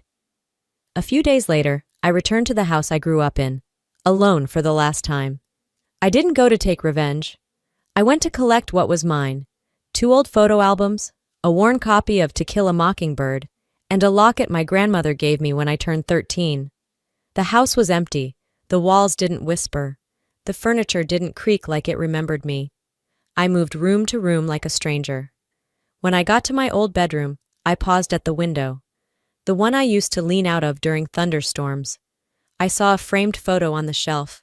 Me at 9, missing a front tooth, sand in my hair. My father's arm around me. The love was real once, but they buried it in fear and greed. I left the photo on the shelf. 3 weeks after sentencing, Reclaim and Rise officially launched, an outreach initiative for survivors of familial fraud and betrayal.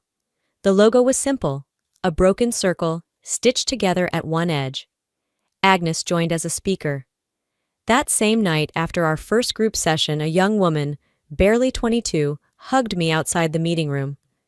She didn't say much, just this: "You made me believe I can speak out. Thank you."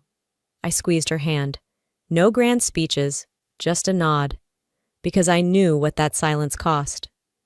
The following Sunday, I found myself sitting across from Silas in my office, sharing black coffee and late-day sun.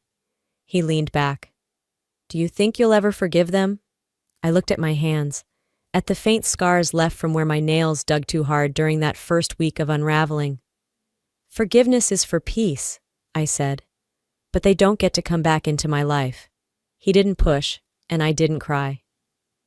The first Reclaim and Rise conference took place at a small community center downtown. Folding chairs, potluck snacks, and an open mic. I watched as survivors took the stage, shaky at first, then stronger with each word. When it was my turn, I walked to the podium with no notes. I looked out at the crowd, dozens of faces, all with different stories, all carrying pieces of the same pain. "I used to think blood made a family," I said. "Now I know, it's truth that does."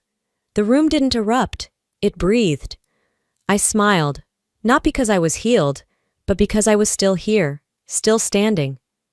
As I close this chapter of my life, I want to leave you with this. If there's one thing I've learned through all of this, it's that family should never be a weapon used against you. Trust is not unconditional. It is earned, protected, and when broken, it demands accountability, even if it comes from the people who once held your hand through childhood storms. Speaking up was the hardest thing I've ever done, but silence would have cost me more. Silence would have buried me under the weight of someone else's lies. To anyone out there watching, if someone you love crosses the line from love to manipulation, from support to sabotage, you have the right to say, "No more." Your boundaries are not betrayal. Your strength is not cruelty. Protecting your peace is not a punishment to them. It's a promise to yourself. So I ask you now, have you ever had to choose truth over family? What does forgiveness mean to you when the people who hurt you share your last name? I'd love to hear your thoughts in the comments. If this story moved you or resonated in any way, drop a 1 in the comments, or tell me where you're watching from. If it didn't speak to you, tell me why. I want to understand your perspective, and if you're still here with me at the end of this video, I hope you'll subscribe for more real, raw, and powerful stories, just like this one. This isn't just about entertainment. It's about healing, connection, and giving voice to stories that too often go unheard, because your story might be the one that helps someone else survive theirs.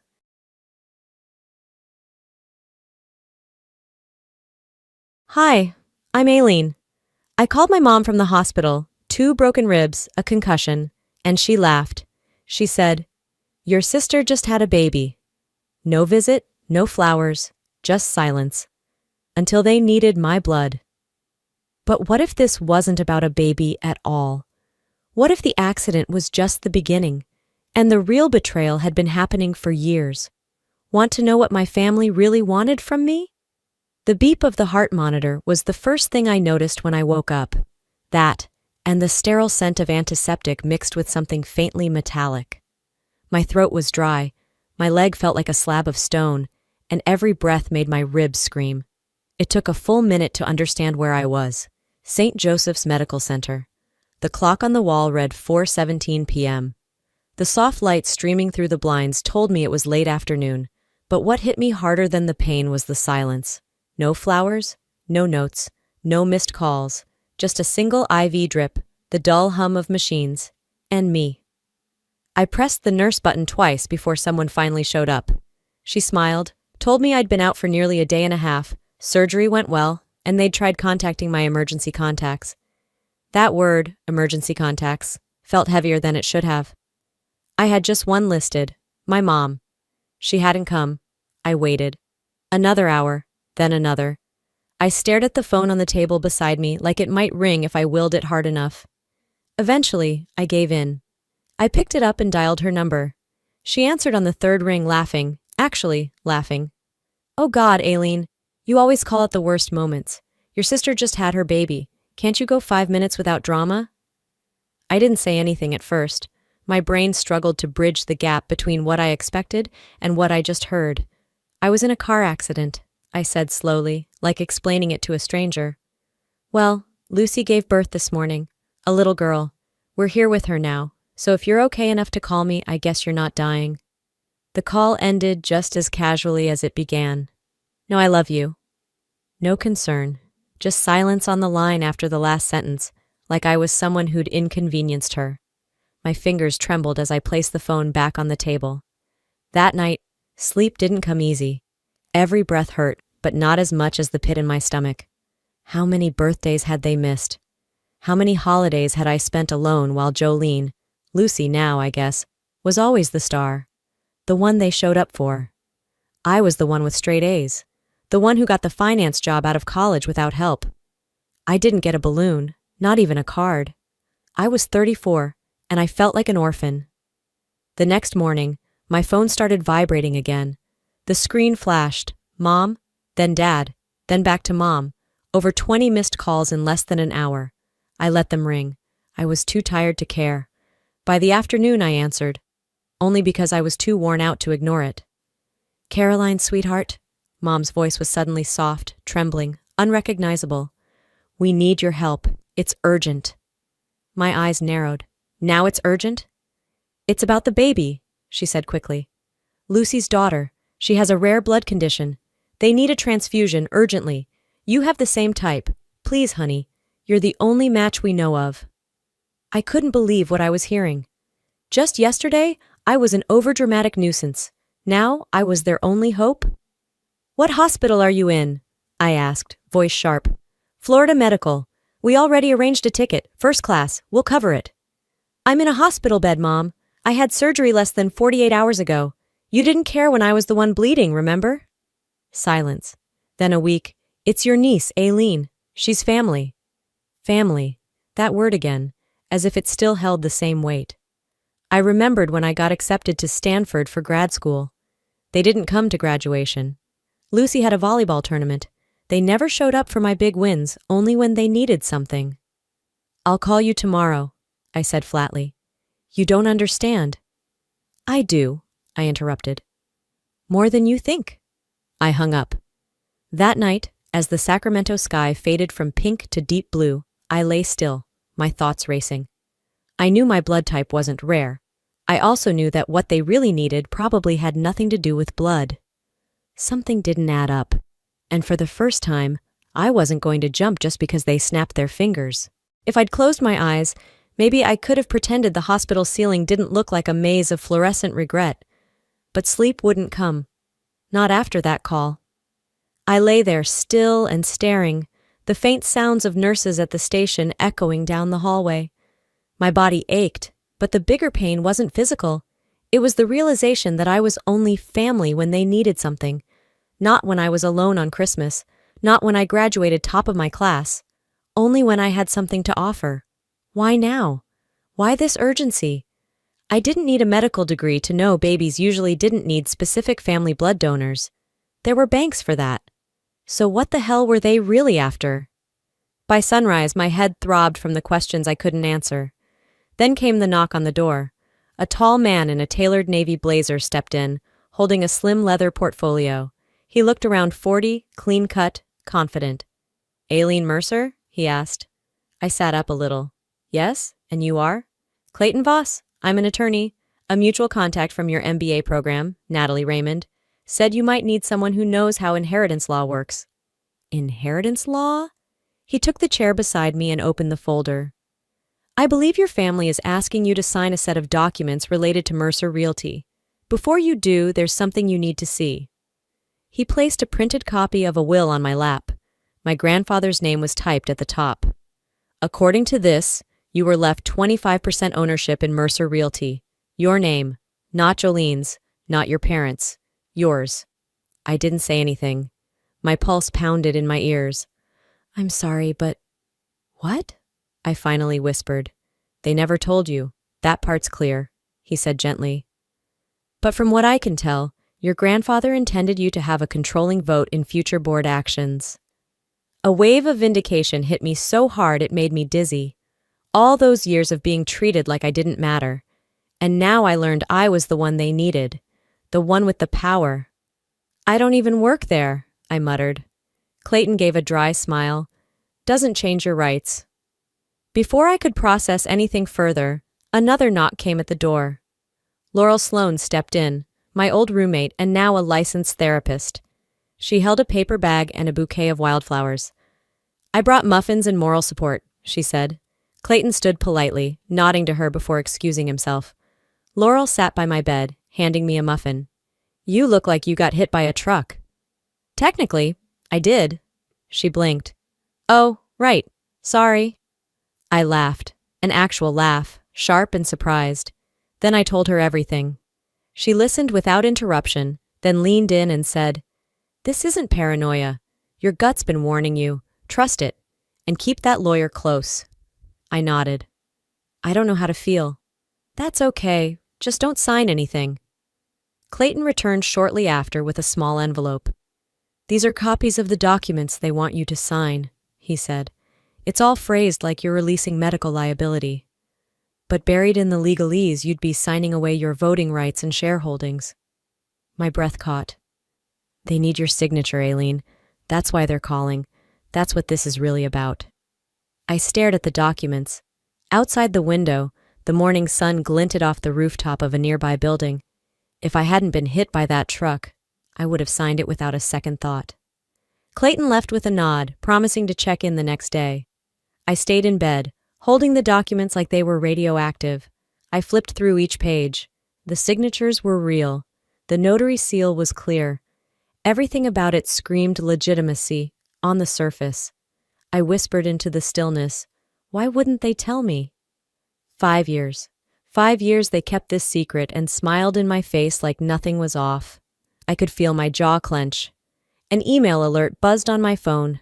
No sender, no subject line, just a message. "Your grandfather knew who you were." Attached was a grainy photo of a handwritten note. I recognized the loops and angled cursive. It was Ernesto's handwriting. Below it, a scan of what looked like a will. My name, clear as day, next to a 25% allocation.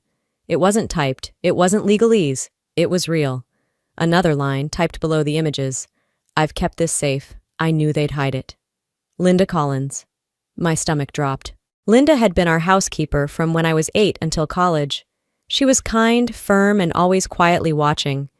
She was the one who slipped extra cookies into my lunch when Jolene accidentally left me out of hers. I remembered a night, I must have been 11, when I heard yelling from downstairs. My dad and his brother were arguing. "Dad wanted Aileen on the board!" Desmond's voice was furious. "Not Jolene!" My father's voice snapped back, cruel and cold. "She's too soft. She doesn't have the stomach for this business." I hadn't thought about that night in years, but now it rushed back like a flood. Linda must have known everything, and she waited until now. I reached over to the hospital bag Laurel had brought from my apartment. Inside, tucked into a hidden pocket of my old planner, was an outdated contact list from grad school. Desmond Mercer. I hadn't spoken to him since I was a teenager. He vanished after some family disagreement, which, in hindsight, probably meant Dad shoved him out too. I stared at his number. My finger hovered over the call button. Then I tapped. The line rang once, twice. Then a gravelly voice answered. Hello? It was older, rougher than I remembered, but unmistakable. Is this Aileen? I pulled the phone tighter to my ear. Uncle Desmond? There was a pause, like he didn't believe it. My God, you sound like your mother, but sharper. You okay? I've been better. Hospital bed, cracked ribs, and apparently a secret fortune I wasn't supposed to know about. Another silence, then a sigh. They did it to me too, kid. Different decade, same lies. Your grandfather trusted you just like he trusted me. They shut me out after the funeral. I rubbed my forehead. Why? Because control doesn't go to the obedient. It goes to the inconvenient ones, the ones who question everything. You were always the sharp one, Aileen. I saw it before anyone else did.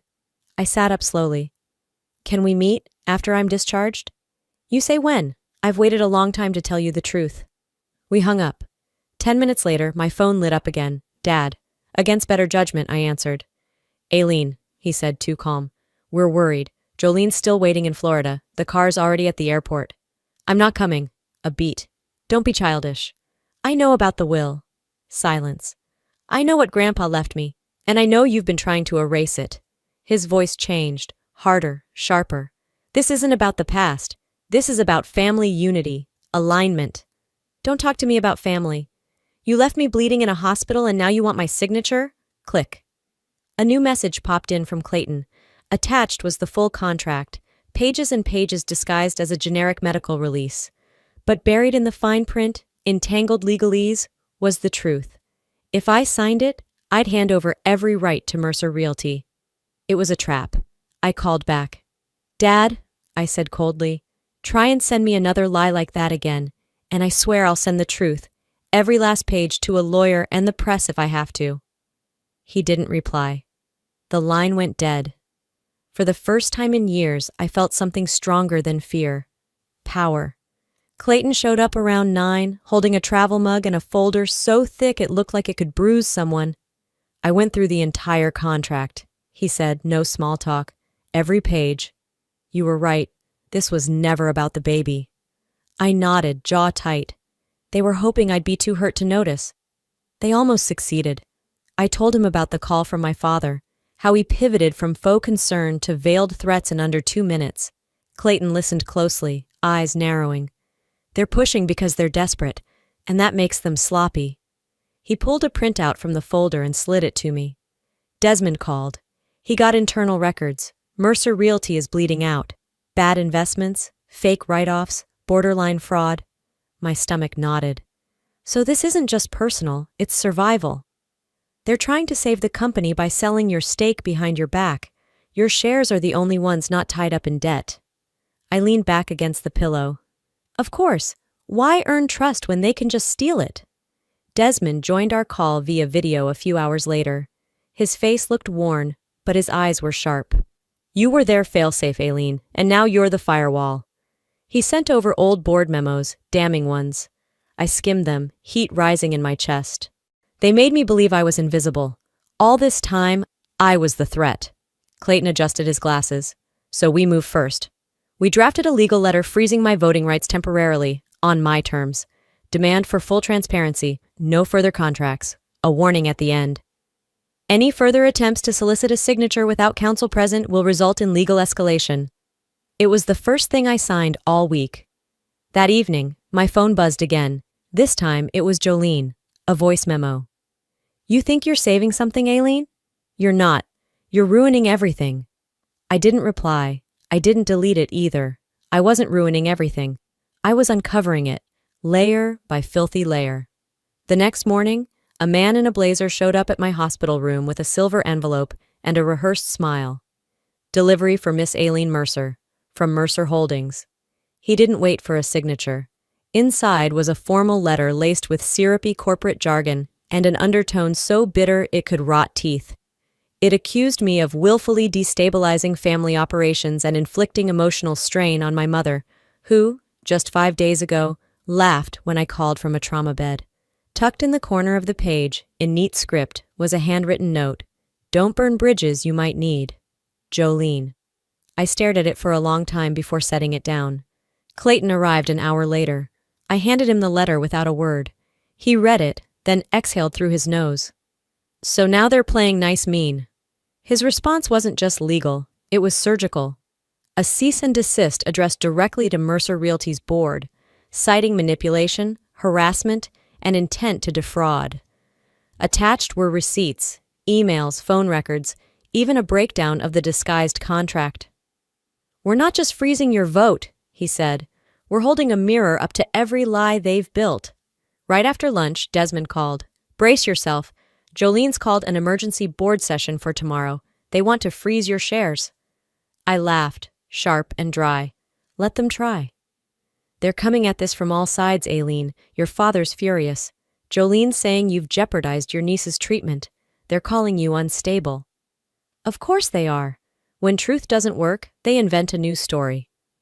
That night, I listened to Jolene's voice note again. At 32 seconds, the fake concern curdled into threat. "You've always been jealous. Just remember, little sister, when you tear things down, don't be surprised when they fall on you." I forwarded the clip to Clayton with a note. "If they come for me, I'm coming for all of them." And I knew exactly where to start. Marcus's face appeared on my laptop screen just after noon. He looked nervous, but determined. "I found something," he said without preamble. "Metadata logs from the contract files. Your father and Jolene modified them. They renamed the file to mimic a hospital document, changed timestamps, even spoofed an internal approval chain." I clenched the armrest. "Are you sure? They left fingerprints, sloppy ones, a rush job." I closed my eyes for a moment. "That's felony fraud, Marcus." He nodded slowly. "I know." By late afternoon, Desmond called. His voice was tight. "They held a virtual board session. Without you. I recorded part of it." He sent over the file. I clicked play. "She's too reactive," Jolene sneered. "No real edge, always so eager to please." Then my father. "She's been a liability since day one. She's only dangerous now because she knows too much." And in the background, clear as day, my mother. "She won't push back. She never has." My chest didn't burn this time. It froze. I opened my LinkedIn account, paused, then typed, "There's always more to the story, especially when you're the one they tried to erase." I hit post. Within minutes, messages started rolling in, former employees, old colleagues. "About time." "We're watching." "We've got your back." Clayton pinged me. That got their attention. 10 minutes later, his assistant slid an envelope under my hospital door. It was a cease and desist. "Defamatory behavior will result in immediate legal consequences," it read. Thick, glossy, expensive paper. I stared at it, then tore it in half and stuffed it into the biohazard bin beside my bed. They wanted war? They were about to see exactly what I'd inherited. The Mercer boardroom looked exactly as I remembered it. Cold, cavernous, intimidating. But this time I didn't walk in as the outsider. I came in on crutches, yes, but I stood taller than ever. Clayton walked beside me, Desmond just behind. Jolene glanced up from her seat, startled to see me there in person. Dad stiffened. His hands were clasped in front of him, like a man bracing for a storm. Across the long table sat Diane Richter, an independent board member Grandpa once called the last honest person on payroll. She nodded once, then gestured for us to sit. "Let's proceed," she said. Before anyone else could speak, a screen blinked to life at the end of the table. "Sorry to interrupt," came a man's voice, Lyle Harland, former investor. "Thought the board should hear why I divested last year." Jolene froze. "I have documentation showing Jolene Mercer manipulated quarterly results tied to the Sunview project in Phoenix. Internal forecasts were inflated. She doctored figures. Clayton has the originals." Clayton slid a folder across the table. Time-stamped emails, confirmed with server logs. Jolene's face went white. Dad snapped, "This isn't the time or place." "It's exactly the time," Diane said flatly. I stood slowly and passed out printed copies of my proposal. Effective immediately. I'm reinstating my full voting rights. Jolene will step down. Mercer Realty will issue a formal statement acknowledging falsified royalty filings, and Franklin will return 5% of grandfather's shares to Desmond, shares he was forced to forfeit under duress. Diane reviewed it all in silence, then said, "This is sound." Dad slammed his fist on the table. "She'll destroy this company. Or rebuild it with actual integrity," Diane replied. A vote was set for the next morning at 9 a.m. As I stood to leave, I looked at my father and said, "Sleep well, Dad." The boardroom was colder than I remembered it. Maybe it was just me. At 9 a.m. sharp, Diane called the vote. Each member's voice echoed through the speaker. Yes, yes, yes. One abstained. That was enough. My proposal passed. Jolene's face didn't flinch, but her hand gripped the table like she was bracing for impact. She stood and left without a word. Franklin followed, slower, shoulders hunched. He didn't argue, didn't look back. I stood taller than I had in weeks, even with crutches under each arm. By noon, the press release went live. Mercer Realty admitted to oversight in filings and confirmed my reinstatement. Clayton watched it all unfold with a calm satisfaction. But even as my name appeared in the headlines, I didn't feel victorious, just intact. Desmond walked beside me as we exited the building. "You didn't just win, kid," he said. "You survived them." I gave a half smile. I'm still bleeding in places no one sees. That night, I returned to my apartment for the first time since the accident. It smelled like lavender and silence. I hadn't even taken off my coat when my phone buzzed. A voice message from Mom.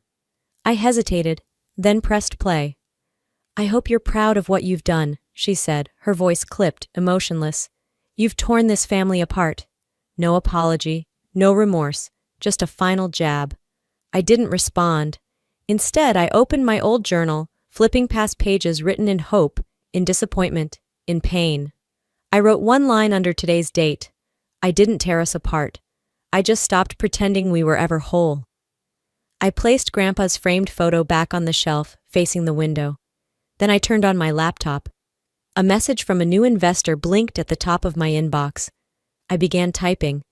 I used to think being quiet was safer, that if I just kept my head down and worked harder, someday someone would notice. That family, no matter how broken, still meant something solid. But I've learned that blood doesn't make you safe, and silence doesn't make you strong. Standing up for myself cost me a lot.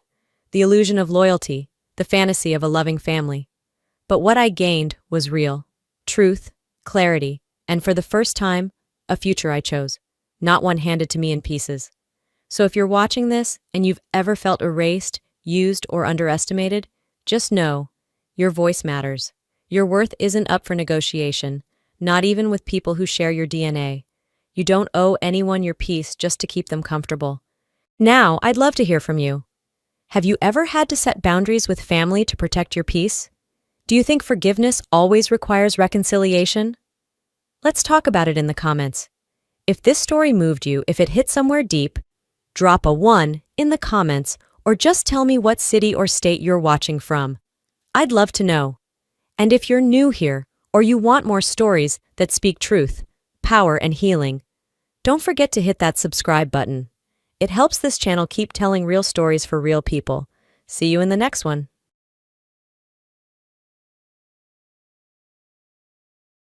Hi there, I'm Regina. Ever been cut out of your own family's story? Yeah, my mom banned me from my dad's 70th birthday.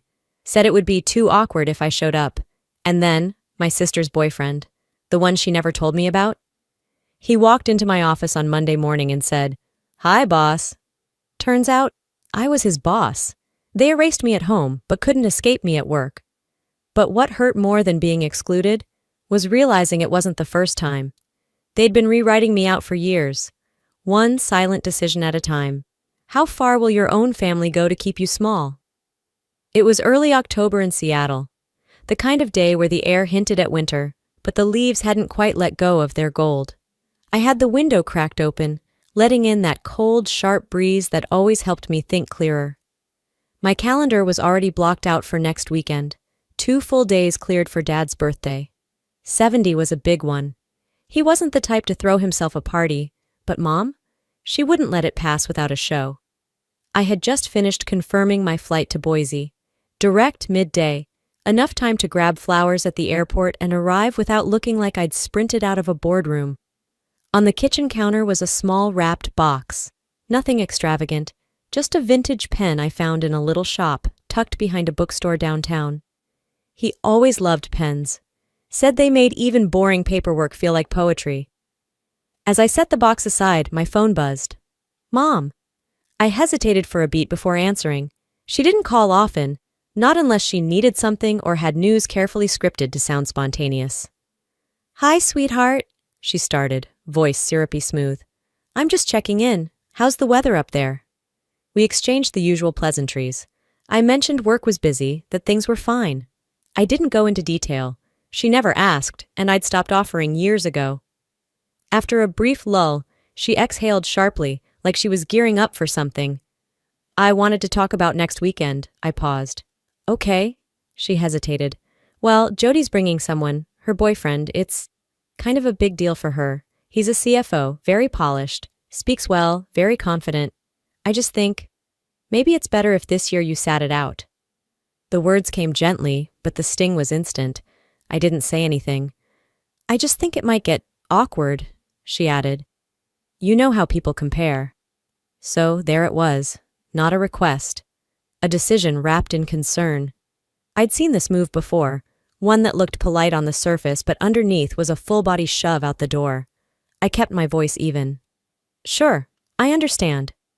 There was a pause, long enough for her to notice I wasn't rushing to reassure her, to ease her guilt. Not that she had any.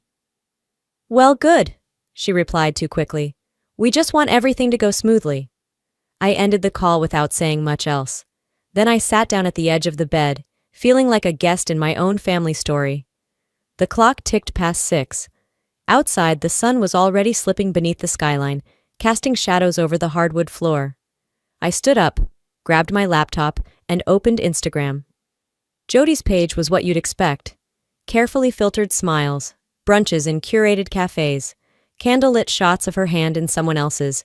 No names, no tags, just enough mystery to stir engagement. Not once had she mentioned a boyfriend.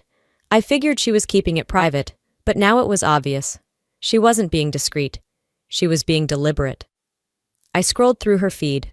Months worth of content, all gloss and symmetry. Not a single photo of Dad. No mention of me. No family. It wasn't just that I wasn't invited.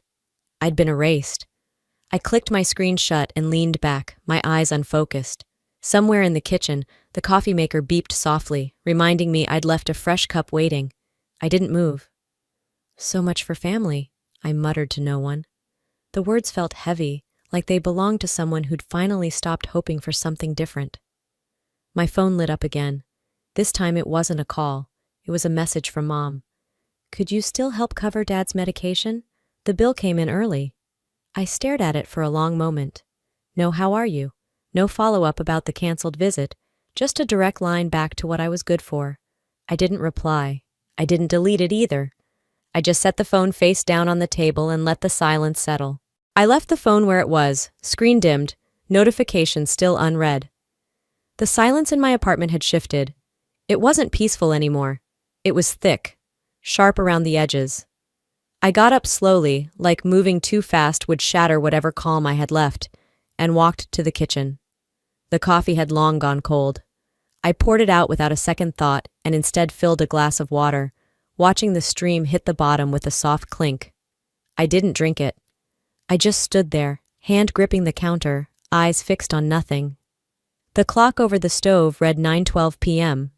I made my way back to the living room and sat down in front of my laptop. I hadn't opened this particular spreadsheet in months, not since the last emergency call came in. I kept it buried behind layers of folders labeled with dry project names. No one would think to look for it. I opened the file. Top left corner. Family expenses. I scrolled. There they were, each line a small moment where I'd stepped in without hesitation. $246.31, internet plus cable. Just until Jody gets her next paycheck. $392, car battery replacement. Your dad's truck won't start. Can you handle it? $1,180.45. Out of pocket for mom's dental crown. We didn't expect the insurance gap. And it went on, month after month, some larger, most small. But they added up, quietly, like everything I did. The total glared up at me, $19,278.59. No one ever said thank you. They didn't even pretend it was a favor. It was always phrased like obligation, like I was the sensible one, the one who didn't need praise or recognition. Just a task and a deadline. I remembered a Sunday night, nearly midnight. I had just wrapped up a review with our clinical team, exhausted, hungry, and still in heels. That's when Mom called. Dad's cardiologist doesn't take our insurance anymore. Jody can't help this time. Could you handle the copay? And I had. I always did. I leaned back in my chair and stared at the ceiling. It wasn't the money. I made enough to cover it. It was the assumption, the erasure. Like my worth only existed in transactions. I was never invited, never mentioned, but always expected to pay. I moved the cursor back to the top of the spreadsheet. Then I renamed the file. Invoice for silence. The click of the save button felt heavier than it should have. I shut the laptop gently, stood up, and walked toward the window. Outside, Seattle's nightlights blinked against a hazy sky. People were probably still out, laughing, drinking, clinking glasses in celebration.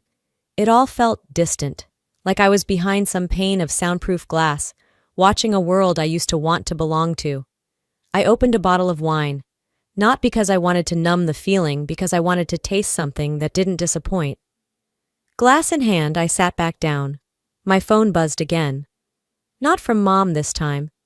A group text from Jody. She'd sent a link to a new podcast she was featured on. No mention of me. Of course not. As I scrolled up, I found a message from a few months ago. Jody had thrown a surprise dinner party for Mom's birthday. The family photo still stung. Balloons, cake, all smiles. I wasn't in it. I hadn't even been told there was a party. Sorry, it was super last minute, Jody had texted when I asked. Right, because the custom cake, printed menus, and gold foil name cards all screamed spontaneous. I thought back to another moment. Christmas 2 years ago. I'd mailed a gift, a framed photo of Dad holding me when I was 3. I never got a thank you, not even a text, but I did see it posted on Jody's feed the week after, captioned, "Some memories never fade." No tag, no mention. Just cropped perfectly, so no one could tell I was the one who sent it. I wasn't invisible. I was edited out. I sipped the wine. It was dry, a little bitter. Fitting. I could hear Mom's voice again in my head, the softness laced with passive commands. Let's just keep things simple. Jody already has enough pressure introducing Ethan. And suddenly I heard myself say aloud, I'm not the one making it complicated. The clock now read just past 10. I walked over to my desk, unlocked my phone, and opened the family group chat. Dozens of unread messages, one from Mom with another receipt, one from Jody about a new brand collaboration. Not a single word about the birthday call, not a single apology. I didn't respond, not out of spite, out of clarity. I tapped out of the chat, scrolled to my hidden folder, and opened the spreadsheet one last time. Then I added one more line. $0. Emotional bandwidth permanently withdrawn. Monday came too fast. Not in the way weekends disappear, but in the way you sense something's about to shift and you're not entirely ready for it. I woke up before my alarm and stared at the ceiling, letting the quiet hold me. My phone stayed on Do Not Disturb. I didn't want to see what else Mom or Jody had sent. I already knew whatever it was wouldn't contain a single ounce of apology. By 8, I was dressed and on the 21st floor of the Pacific Biogenics building, coffee in hand, pretending the weekend hadn't cracked something inside me. I had back-to-back meetings, 3 project sign-offs, and a stack of HR files to review, including final onboarding paperwork for our new senior finance executive. I opened the folder labeled Prescott Ethan. I froze. CFO, relocating from our East Coast division, scheduled to report directly to me. Prescott. The name wasn't that rare. It couldn't be the same Ethan, could it? I clicked the internal staff portal and scrolled down to his photo. There he was, blazer, clean-cut, confident smile. The same smile I saw on Jody's feed once, disguised in a wine tasting post, the caption vague but flirtatious. Of course. I didn't need confirmation from her. I'd just gotten it here. I didn't move. I didn't even blink. I simply minimized the screen, straightened the documents on my desk, and waited for the knock. It came 5 minutes later, on the dot. Come in. He stepped in with a practiced ease, file tucked under his arm. He was about to speak when his eyes locked on mine, and everything shifted. His smile faltered. His grip on the file tightened slightly. Regina? He said, more question than greeting. I kept my voice even. Welcome to Pacific Biogenics. He blinked. You're the COO? I nodded. That's correct. You'll be reporting to me directly.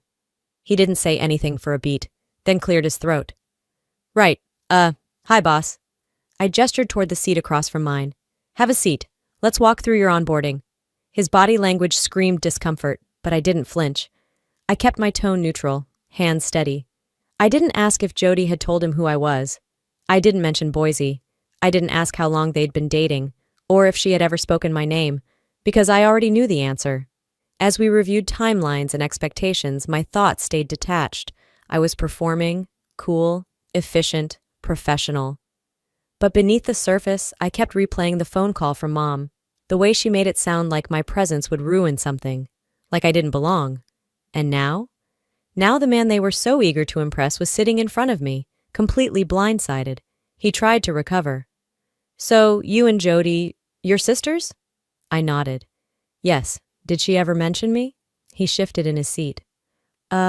She said you lived far away. That work kept you busy.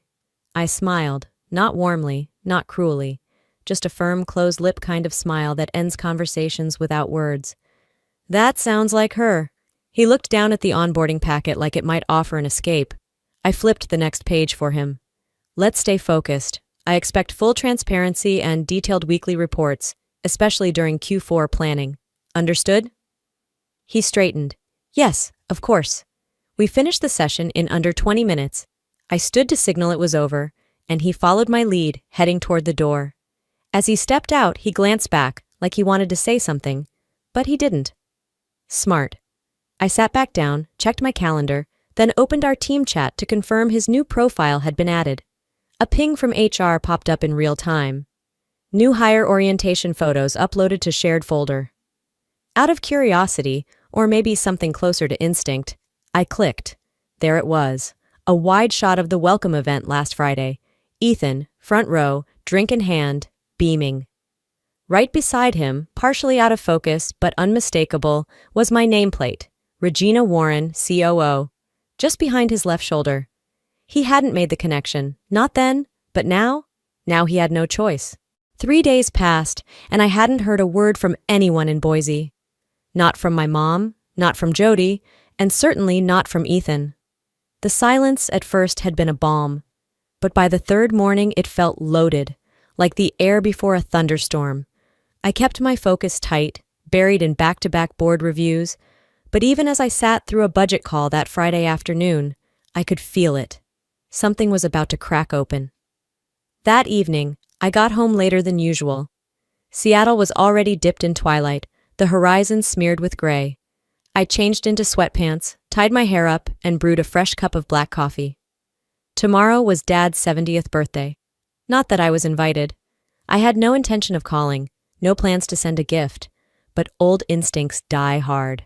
I still had the package I bought him, the pen, tucked into my closet. I hadn't unwrapped it. I was halfway through my coffee when my laptop pinged. A video call was coming in from Aunt Lorraine. Odd. I accepted, hesitating slightly. The screen flickered, then opened to chaos. The kitchen in Boise was pitch dark, barely lit by a flashlight taped to a broomstick. Shadows danced across the walls. I heard clattering, loud voices. Someone shouted, "The meat's going to spoil!" Another voice snapped back, "I told you we needed a generator!" Aunt Lorraine's camera was angled upward, showing the ceiling fan. Still. She fumbled with the phone until I saw her tired face. "Regina, honey, thank God you picked up." I raised an eyebrow. "Everything all right?" She turned the camera, and that's when I saw them. My mother pacing in the kitchen, hair in rollers, makeup half done, looking furious. Jody near the sink, frantically swiping at her phone, clearly trying to troubleshoot something. And Ethan, yes, Ethan, kneeling near the outlets, untangling a mess of extension cords like it was a battlefield. I froze. "What's going on?" I asked slowly. "The power's out," Aunt Lorraine muttered, clearly stressed. "Everything's shutting down, the oven won't start, and your mom's losing it." As she turned the camera again, Ethan glanced up, and his eyes locked onto the screen. "Wait," he said, pausing mid-motion. "Is that—" Evelyn snapped. "Lorraine, why is she on here?" "She picked up! You were screaming for help!" Ethan stood fully now, wiping his hands. "That's Regina," he said, almost like he was realizing it out loud. She's my boss." Silence. A sudden, wide, clumsy silence. Even the shouting stopped. Jody froze with a dish rag in her hand. My mom turned so slowly I thought the feed had frozen. "She's what?" Jody asked, her voice cracking. Ethan nodded, visibly uneasy now. "Yeah, at work. She's the COO. I report to her directly." Evelyn's face contorted, first with disbelief, then confusion, then panic. "That can't be. You said she worked in science somewhere." I didn't say a word. I didn't smile. I didn't lean forward. I just stared back through the screen. Jody's voice cut through the room. "End the call." Aunt Lorraine fumbled and the screen went black, just like that. I leaned back in my chair and let out a breath I hadn't realized I'd been holding. 20 minutes later, my phone vibrated with a text. "Jody, you didn't need to say anything. This was Dad's day, not yours." I stared at the message for a second before another one came. "You always wait for a moment to shine, don't you? Always watching, waiting for someone to trip so you can step in and look perfect." Perfect? That's what she thought this was? I didn't reply right away. I poured myself the rest of my coffee, added a splash of oat milk, and stood in front of my living room window, watching the city move. Then I typed.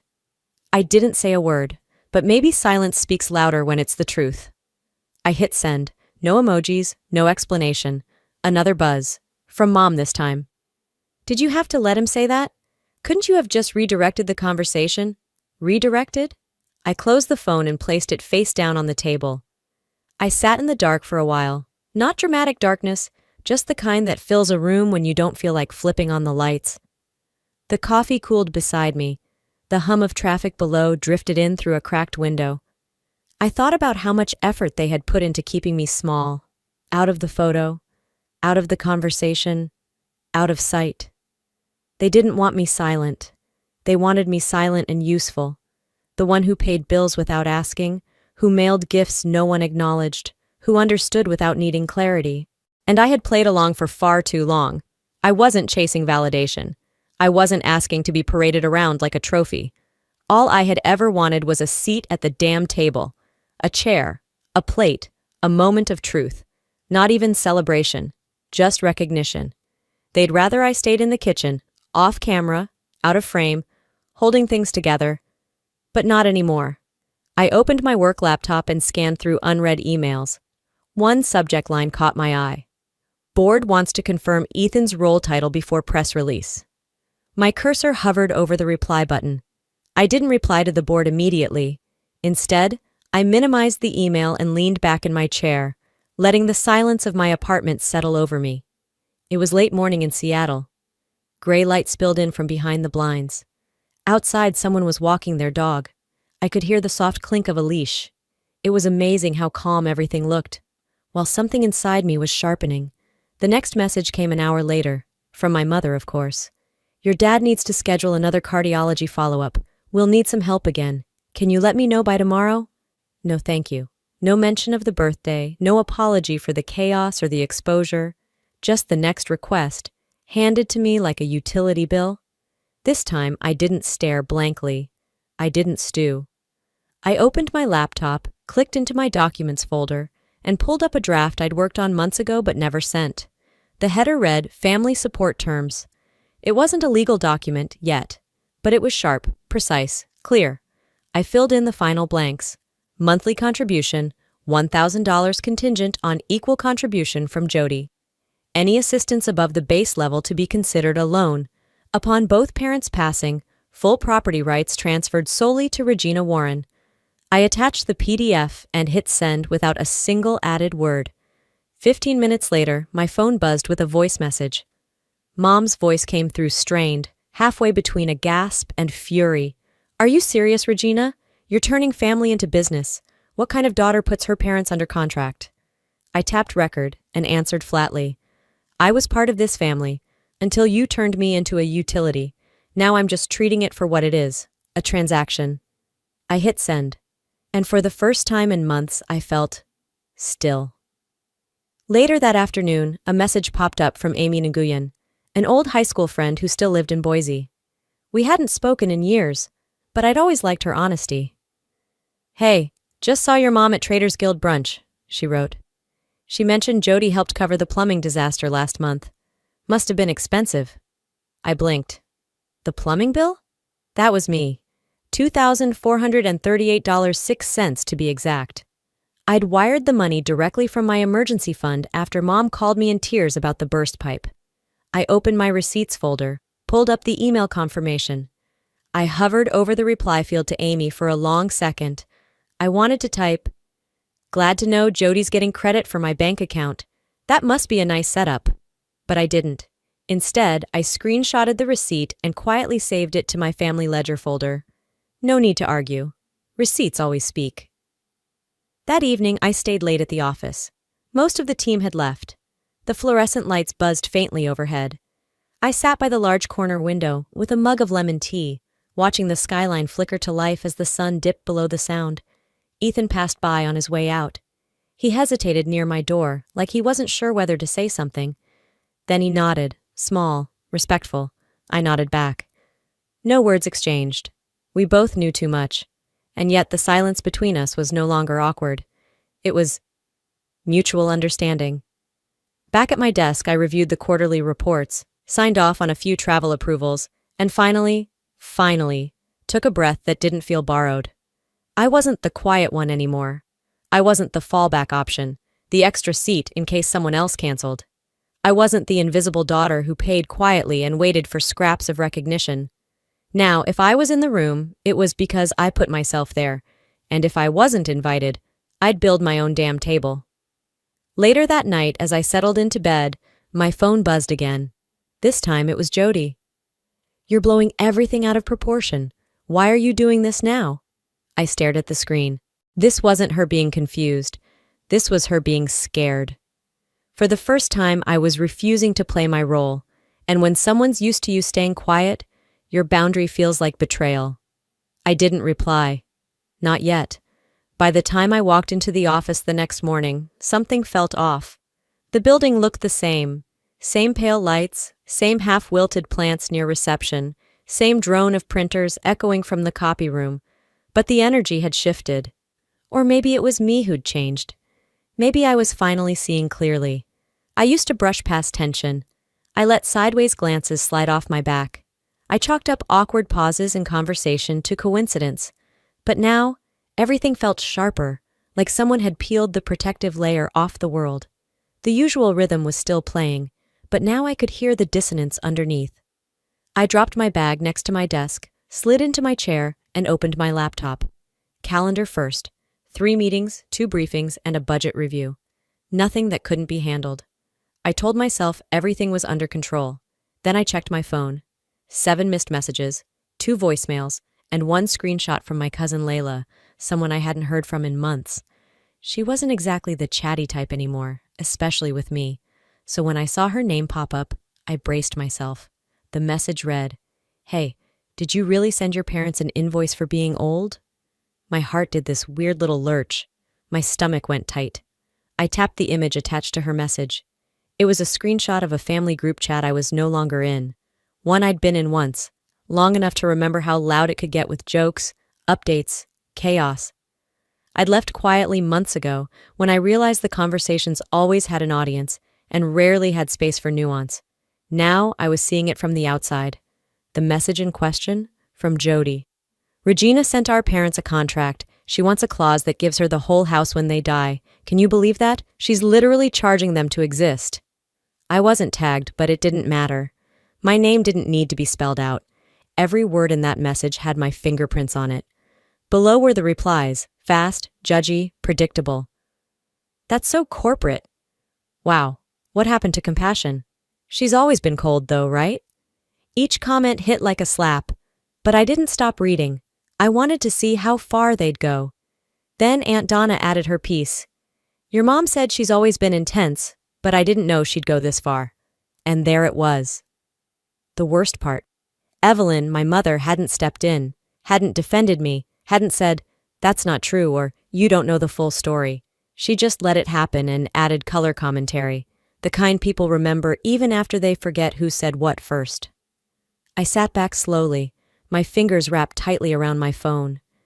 The office hum blurred into the background, fading beneath the thud of my pulse. But I wasn't angry in the frantic way I usually got. No hands shaking, no shallow breathing. I was steady, sharp, done. I didn't reply to Layla. I didn't jump into the group chat and try to explain, to claw back my version of the truth. They'd already built their story. They liked it better. Instead, I opened my notes app, not to vent, to document. I started typing a timeline. The day Jody called me crying, panicked about her job loss. The exact time I transferred $1,000 into her account without being asked. The short phone call after, 6 minutes, tops. The silence that followed, as if I'd just filled an obligation and she'd moved on. And then a memory crashed in, uninvited but clear as daylight. 2 days later, my mom's kitchen. I just walked in with groceries and she was on the phone, her voice light and proud. Jody's so independent, she never takes a dime, just like I raised her. I remember stopping mid-step, a dish towel in one hand. I didn't say anything, just listened. Tried not to let it dig into me, tried to pretend it didn't hurt like hell. Back then I swallowed that moment whole. Let it sit, unacknowledged, somewhere in my chest. Not this time. I flipped to my email app and started writing. Not to them, to my lawyer. Subject, property clause review and financial withdrawal notice. Body, I'd like to formally begin the process of removing myself from any verbal or informal obligations tied to my parents' home or living expenses, unless outlined in a binding agreement. Let's also explore options for safeguarding past contributions and establishing limits going forward. I reread it once, not to soften it, just to make sure it was clear. Click, sent, let them talk. Let them build their own version of me out of shadows and fragments. Let them stay in their group chats, trading commentary like currency. They could keep their stories. I had my receipts, and I was done letting silence speak for me. That evening, I got home later than usual. I was tired, but not drained.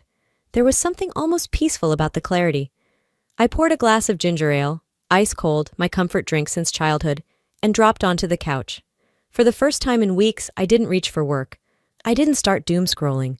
I just sat. Breathed, existing without bracing for impact. Then my phone buzzed. A message from my mother. One line. We didn't raise you to be this cold. Once, that would have broken me. I would have stared at that message for hours, wondering how to explain myself in a way that felt gentle, digestible, acceptable. Not tonight.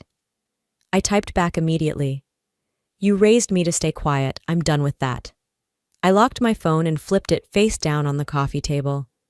Then I turned on the TV, something low stakes and forgettable, and let the voices of strangers fill the room.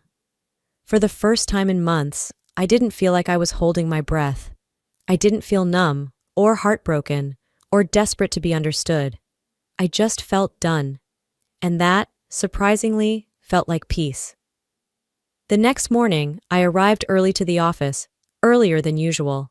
The building was still quiet, save for the clatter of a janitor's cart somewhere down the hall and the low buzz of the HVAC kicking on. I needed this quiet. A pause before the inevitable noise. I set my coffee down and opened my laptop, fingers gliding through tabs, emails, and dashboards. Numbers, reports, approvals, all normal, all mine. Then came the ping. It was subtle, like most storms are before they break. Did you see the company chat? That was the message from Sam in product. Just 6 words, no emojis, no context. I opened Slack. My pulse quickened.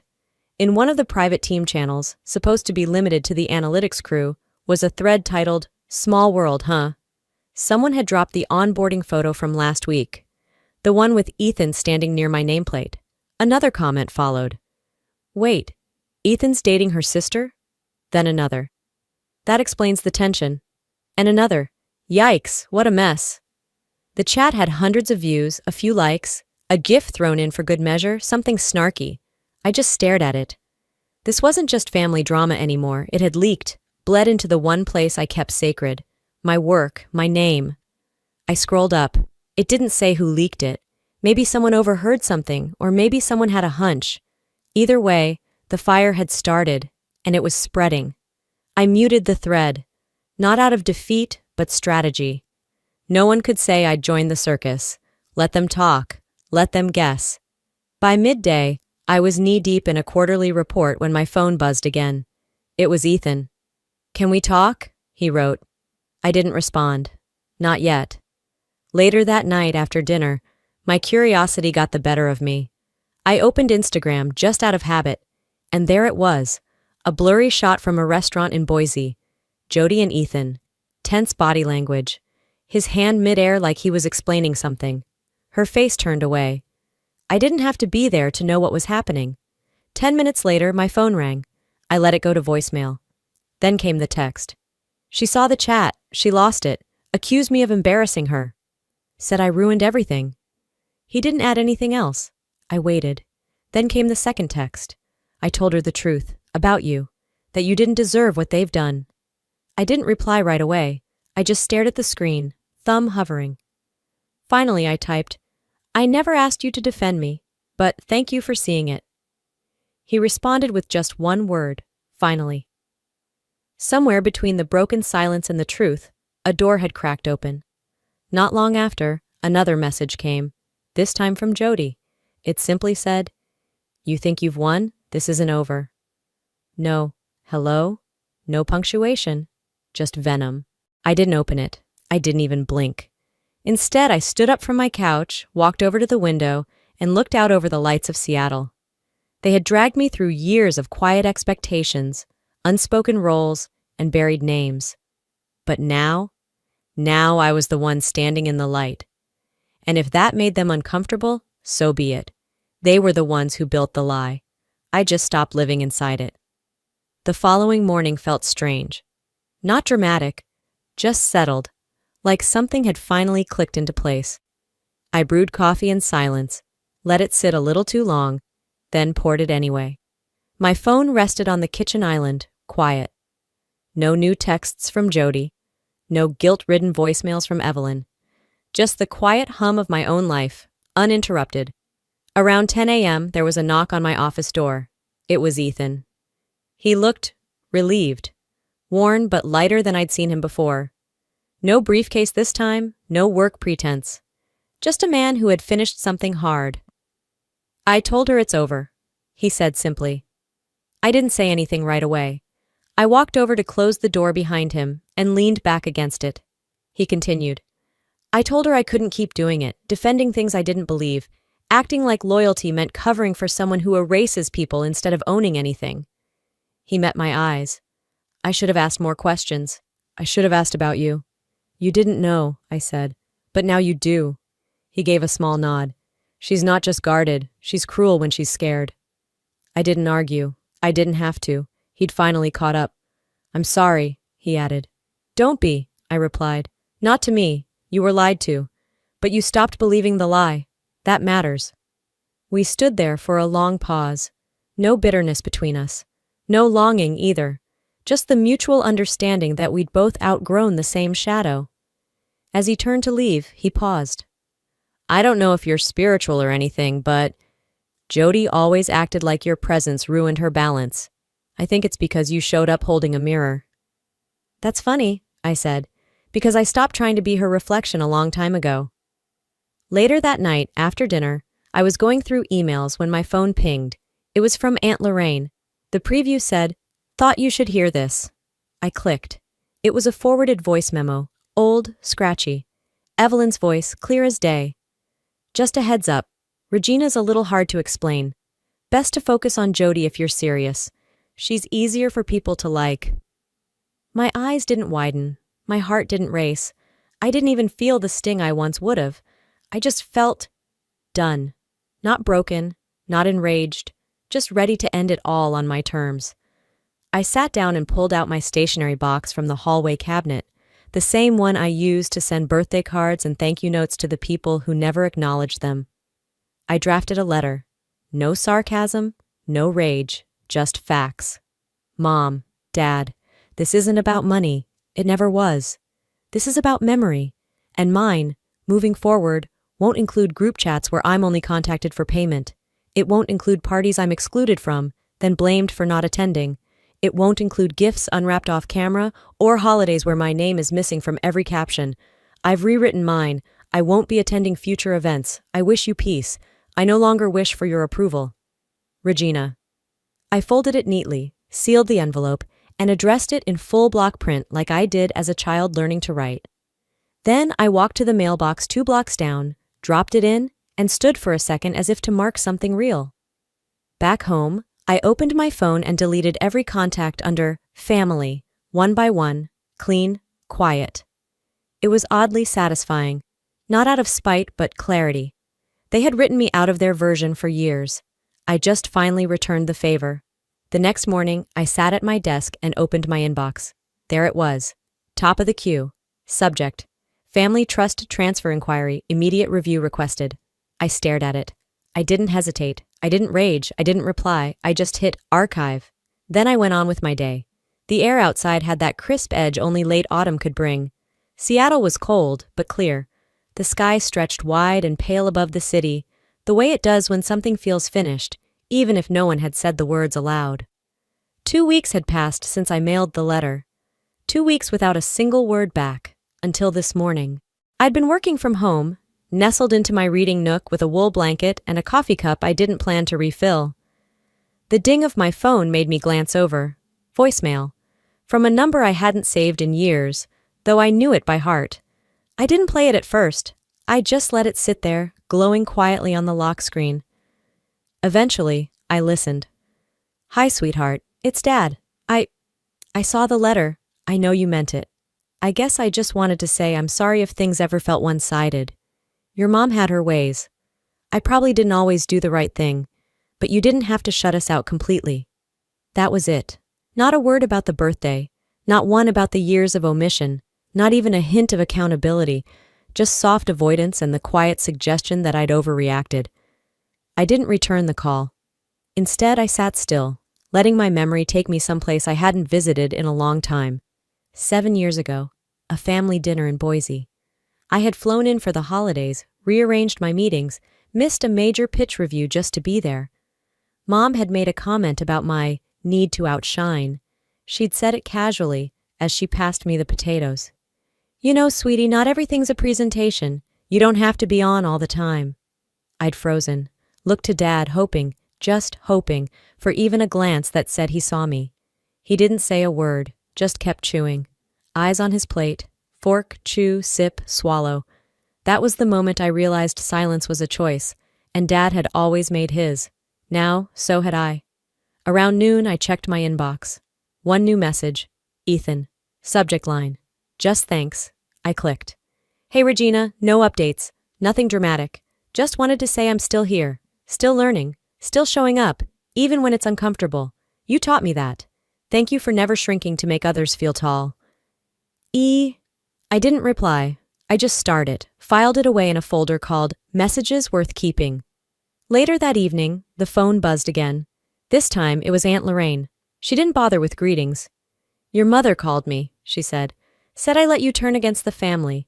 Said I gave you too much space to think. I sighed. Let me guess. Now I'm cold, too calculated to love? There was a pause on the other end. She's spinning it, Lorraine said. Telling people you planned all this to punish her. She needs a villain, I said quietly.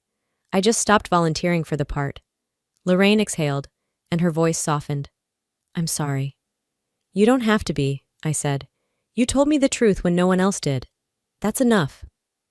That night, I went for a walk through Queen Anne, the neighborhood quiet except for leaves brushing across sidewalks. I passed a small bookstore tucked between a florist and a tea shop. Inside, the lights glowed warm against the dark street. I went in. The air smelled like cinnamon and old paper. A little boy brushed past me with a stack of chapter books nearly taller than him. His mother smiled, a little embarrassed. I smiled back. Not just polite, but genuinely. There was peace in not performing anymore. At the back of the store, I browsed the shelves. No purpose, just letting my fingers land wherever they wanted. Poetry, essays, old cookbooks, nothing with a family on the cover. My phone buzzed again. Unknown number. I watched it ring for a few seconds, then tapped the side button and let the silence wrap itself back around me. I didn't need the final word. I didn't need the stage. I just needed peace. And now I had it.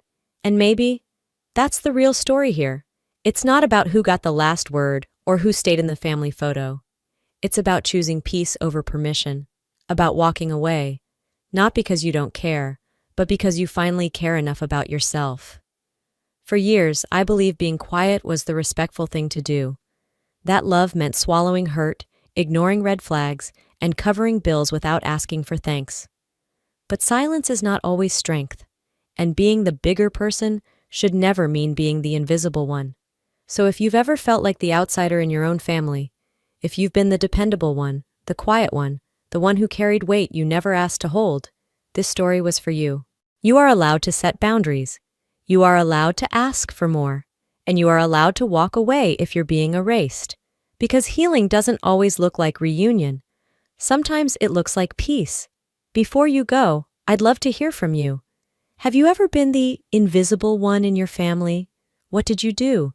What would you say to someone going through it right now? If this story touched something in you, drop a 1-inch in the comments, or tell me what city or state you're watching from. I read every reply. And hey, if you didn't like this story, let me know why. I value honesty.